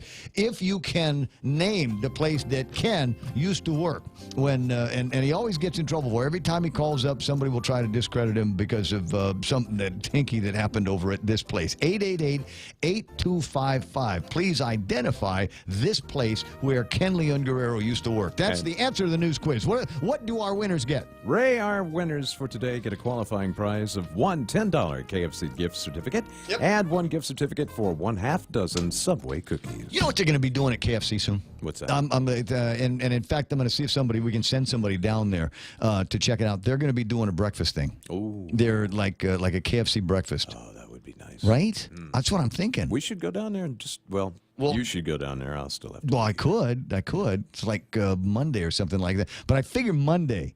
And there's a lot of people that have been trying to line up interviews and stuff, and they say, "Well, can we come in Monday?" I'm like, "No, you can't come in on Monday because Monday's the day after the election." Right. I think we'll have plenty stuff to talk about. Hi, my name is Ray. It's 940. Able Industries. It is Able Industries. Congratulations to you, Lady D. Congratulations to you, and we got a great qualifying prize for you, my dear, and you know what you're playing for at the end, right? Oh yeah, I need one real bad. It's 128 gigs worth of an iPad. Oh God, I could really use that. I'm too dang gum poor. You're too dadgum poor? What? I'm too dang poor to afford one of them things. I could really use one. Well, sweetie, you're going to have a 1 in 5 chance at winning. We're only doing this among the 5 daily winners, and you are number 4. We'll do one more tomorrow, and then we'll do the grand prize drawing before the end of the day. Oh, cool, so cool. No, I'm glad you're happy. If I get lucky and the good Lord watches over me, maybe I'll win. Well, we'll see what happens. Anyway, so you having a good time playing around with the Facebook Live today? Oh, I was having a blast. I had a blast yesterday on Bob, but hardly anybody was in there. No, Bob, maybe we'll spend more time. On about the people coming on the island, and if we get drunk, there's our excuse for getting away with whatever crime we commit. And I'm going, what? Yeah, get drunk somewhere else. We got big enough problems around here. We got guys that get drunk and throw rocks, and we got apparently there was a story floating around yesterday about a couple that was stopping people and trying to get into their cars at intersections. Did you catch that? The drinking is their excuse. It's in their culture, and I'm going, what? Mm-hmm. Yeah. No. Somebody needs to set these people straight and make it clear. You're coming into a person's house. You don't behave like that. Take off your shoes and be on your best behavior. 942. Hold on just a second. So I'm going to hand this conversation over to my pal Mike, and Mike is going to tell you how you get your prize and say things to you that only winners get to hear. 9:42 in the morning, and what have we got here? Daryl Taggarty chiming in on Facebook Live, and like I said, sometimes it's 2 shows. Babe, sometimes it's the words that are coming out of my mouth, and then it is other conversations that are taking place on the Facebook Live. Daryl Taggarty saying, Ken threatening your future position. If he wasn't having an impact, he would not be a target. He has been offering to openly engage to, again, answer any questions about his character. I was with him when he was speccing his current video PC. I've got the old one, says Daryl. And yes to everybody. I got to make it clear, when we're talking about the on-air contest, you cannot play on Facebook Live yet. I mean, I'll work it out. I'll tell you what, I'll do one down the road where you're going to be allowed to play and win on the Facebook Live. But I want to make sure that everybody knows that Beyond the Box is helping us with this very, very cool Back to School promotion. All right, we're at that part in the program where, frankly, I'm just going to try to kill time between now and 10 o'clock. Hey, at least I'm honest, right? About that. what's this now? So the items in the table of comments, some of which we've discussed. Had a few minutes with Simon on the radio, and he said Hanum Taki a couple of times. We never did get around to talking about how this plan that they've got at GWA, what I'm going to be getting for $1.2 billion. Which is about how much they need to take care, capitalizing some of the things that they want to do, need to do at GWA. And I will forever be kind of a skeptic when it comes to the spending of dollars that I turn in, because in my mind, I just want water at my house. I want to be able to take a shower. I want to be able to wash the clothes, make coffee, cook rice. And there's so many other things that come along with it, like maintaining of the pipes. And, I'm on the sewer system, so I guess I got to pay for that. And I guess there's other developments that need to take place and other crap that needs to get bought and replaced. So I want to know what I'm going to get for my $1.2 billion because the prices are going to be going up. 4% here for I don't know. I think it's 4 for a bunch of years, and then it's going to table out at 3. But it's going to get pricey. Is the point? And I worry about mostly about the poor people and how they're going to be able to meet these new higher prices for water. And I tell you what, I don't consider myself a poor person. I like to think that I'm thrifty. So the other day, we got all of this rain, so I'm in the back of the house with the hose, hosing down the patio. And then it occurred to me, I said, wait a second, this is a sewer system house, which means that I pay for the water coming and going, right? And so I thought about it for a second, and so I took my hose and I coupled it up to the neighbor's spigot because, sharing is caring. That's what I said. They weren't happy about it. And I said, but it's sharing. Don't you think we should share? Anyway, so I wasn't going to go there. I wasn't going to go. And are we still in a state of emergency? I wanted to ask Oya about that. Are we out from under the declaration of a state of emergency the other day? I know that they wanted to keep it open, daylight. Let's go check out all the places that need to get cleaned. Yeah, I think they have to officially announce that we're out. And I have not seen that announcement come through on their WhatsApp because that's where everything comes from. What we're waiting on, and I haven't mentioned this today because I think we blew a lot of time on it yesterday. What I am waiting on today is what time will the budget bill get vetoed? That's my prediction, friends. They've been telegraphing it for days. And what do we got here? Front page of the Daily Post. Medicaid funds could run out in months. Kevin Kerrigan's story. And they found Peter John and Tess Archangel over at the Department of Public Health and Social Services. And she's saying it's only going to last 3 to 4 months. My God, what a panic. Originally looking at the monies that were being appropriated as manna from heaven. And then they looked at it again and said, no, this is going to kill us here. And so I believe that is going to be the poison pen or the poisonous part of the legislation that is going to make for problems with the budget bill. So I'm pretty sure that's what's no matter what else Eddie has said about it, I think this is the one that he's going to say it's unconscionable and will lead to chaos. You have to use the word chaos as much as possible, and you actually have to say it that way. Do I have time for this? Yes, I do. Hey, good morning, Eric. How you doing? Eric Plinsky from GRMC. Nice to hear from you. Oh, good morning, Ray. Thanks for taking the call at the tail end of your show here. Well, you know what? I appreciate the fact that you've got the time for the telephone call and you're paying attention to the tail end of the show. I usually have given up by now.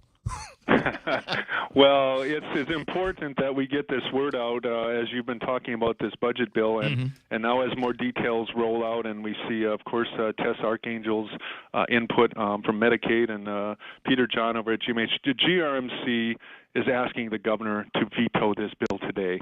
This is terrible for funding the indigent population, and it's the opposite direction that we need to go, particularly when they need to increase funding to Medicaid match in order to capitalize on the $100 million that the federal government has got sitting, waiting at the gate to be spent by the local government of Guam if they can come up with the extra match funds to put forth in this last year before the clock runs out and we have to hand that back. But if you cut that Medicaid funding, all these providers on island, not just GRMC, think of primary care, all the continuity of care and the follow-up care, the main front line of care that these folks need in order to stay healthy or prevent serious illness is going to be cut off. Access is going to constrict, and it's going to be at the worst time when we have all this federal money that we could be trying to capitalize on. So this is, I guess it would be unintended consequences, the legislature coming out with this, but we need, from GRMC's perspective, we'd like to see that bill vetoed before the end of the day. I appreciate you bringing that, and if you give me a second while the commercials are playing, I'll send a note to Kevin Kerrigan from the Guam Daily Post and ask him to give you a call so that we can get that on the record for tomorrow's edition of the Daily Post, or perhaps some headlines that they can transmit today. Guam Regional Medical City officially asking for Governor Eddie Jerome Baza-Calvo to veto the budget bill. That's correct. For exactly the reasons as has been outlined by Peter John Camacho and Tess Archangel over at Guam Memorial Hospital, and because it would lead to a serious deficit in terms of federal dollars coming in from those matching funds. And that, and just the ability for us all, the whole medical community, to care for these folks, the Medicaid and even the MIP folks, which is a large portion of everybody's patient mix, so we're all doing our best to care for them together, and that would be a big step in the wrong direction. I appreciate the headline. I'll talk to you soon, Eric. Okay, thanks a lot. Have a good one. I will. 10 away from the top of the hour. I'm going to have a good one. That's the plan, and I'll explain why on the other side of these messages. Change is inevitable, but it doesn't have to be scary. This election, we have an opportunity to transition our congressional posts from one leader to another. A smooth transition means we can hand over all the work, contacts, networks, and relationships that have been built over the last 46 years spanning 4 service legacies. I humbly ask for your vote to be your next congressman. I'm Michael F. Nicholas, and I approve this message. Paid for by Michael Nicholas for Congress. Shelley Vargas Calvo, Treasurer.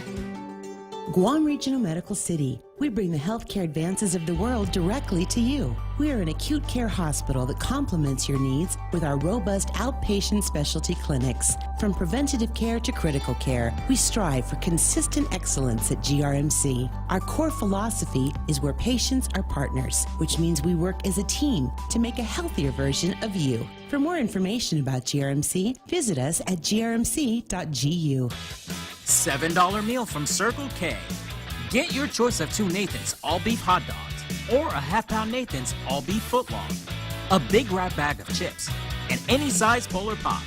That's a giant deal of a meal, all for only $7. Circle K. Take it easy. Half a day. This is Jerry Gutierrez. Many remember how committed Carl has been to helping our people during times of hardship, disaster, and financial crisis throughout his years of public service. For Carl, it has always been about people helping people. He would like this opportunity to work on your behalf once again as your governor. I humbly ask for your vote for the Gutierrez-Bordallo team on August 25th. Together, let's make Guam again. I'm Carl Gutierrez, and I approve this message. Paid for by Team Sunshine 2018, Roy P. Duenas, Treasurer. Do we not live in the most amazing times? So Eric Plinsky from GRMC calls up the radio station, says, dude, governor's got to veto this bill. It sucks. And this budget bill. And it's probably going to happen. So that's my question. It's not so much a prediction. I'm just wondering what time it's going to happen. And yeah, so who's it online? The senators are going to love this. So here's, and so I'm writing on the Facebook, or not the Facebook, on the WhatsApp. I'm sending a note to Kevin, and at the same time he's typing in, yeah, I heard him. Veto the budget. Thanks. Okay, so he's got the message. Eric, and there'll probably be something that's floating around in the Guam Daily Post. I'll probably see Kevin around lunchtime today. Last week I had the great pleasure of serving the Rotary Club of Guam as kind of a master of ceremonies, if you will, for probably the easiest thing I was going to do. Having to do with this election, and that was a get-together between the public auditor candidates to give them a few minutes in front of the Rotarians to make their pitch about why they should be elected as the next officer of public accountability on Guam, and that was nice. So Doreen was there, and Yuka was there, and Beej was there. Today, I'm going to go and get another free lunch from the Rotary Club as well, because today I believe it is all of the candidates for Attorney General. Is that right? I got a quick look here on the thing from my brother. He said, he sent me this last night. He says, reconfirming Rotary at Outrigger tomorrow for AG Talk. Yeah, he sent that to me last night, and I said, okay, I better stop drinking now, and then went home.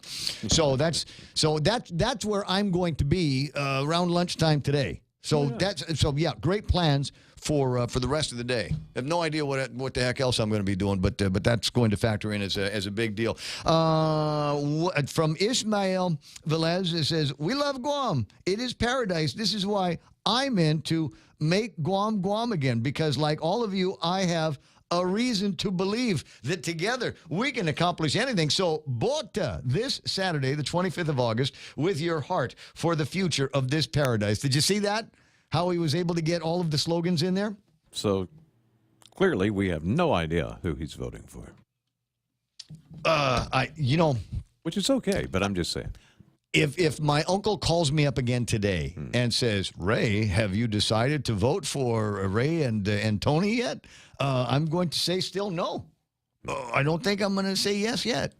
Because I don't know a lot of people that are. I think there's still, because people are asking me, Ray, who are you voting for? And I know what they're asking for. They're asking because they believe that maybe through all of the interviews or time that I've spent with all of the candidates one way or the other, that maybe I've got some insight. Maybe I've paid attention to their platforms and their platitudes about what they want to do to make Guam incredible, how they want to take the next 4 years of all of our collective lives and turn it into just, I don't know, unicorns and rainbows and teddy bears. Right.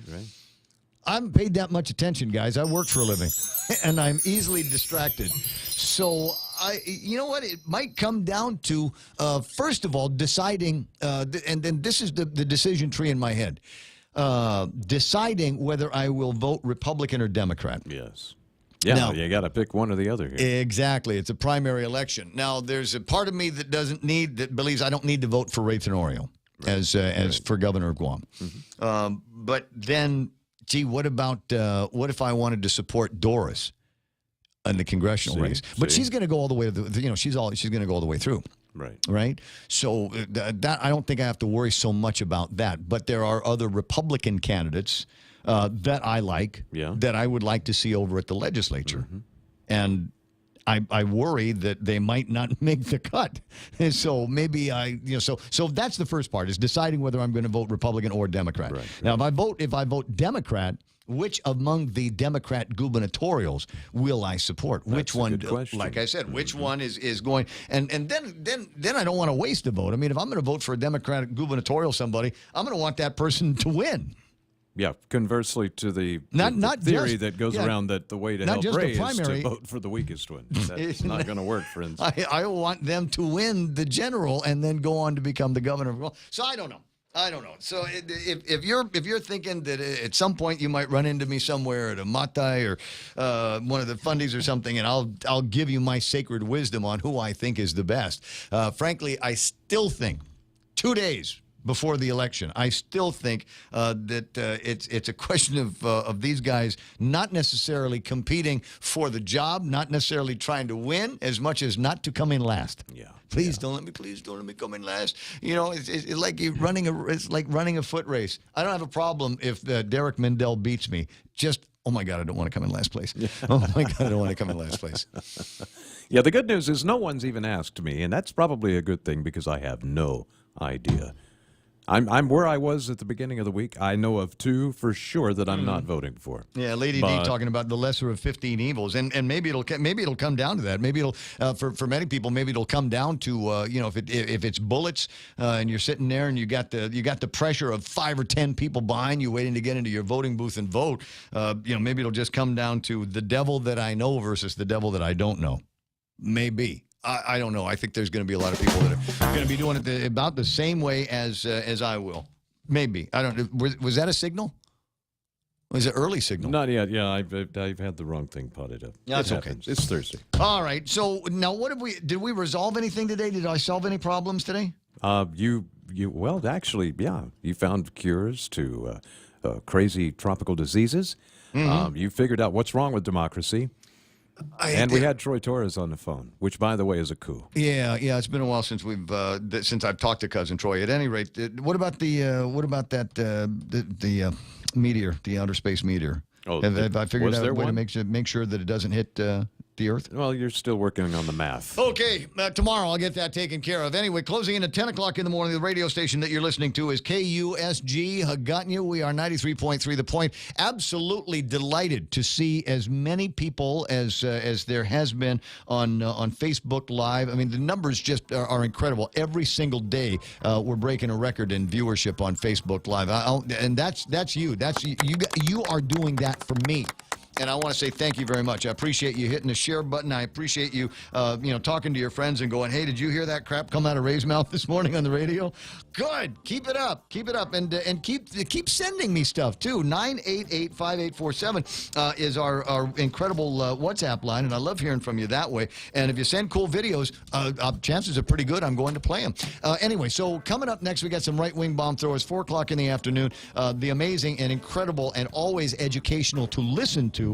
Is what's his name? Is Bob Klitsky going to be coming up on the radio at 4 with his incredible Tall Tales program? Don't forget Ray and Bob Klitsky, 6 o'clock until 8 o'clock on election night. And then at 8 o'clock, I will begin my election night coverage of all of the candidate headquarters because they told me there's beer. It's 10. Here's the news.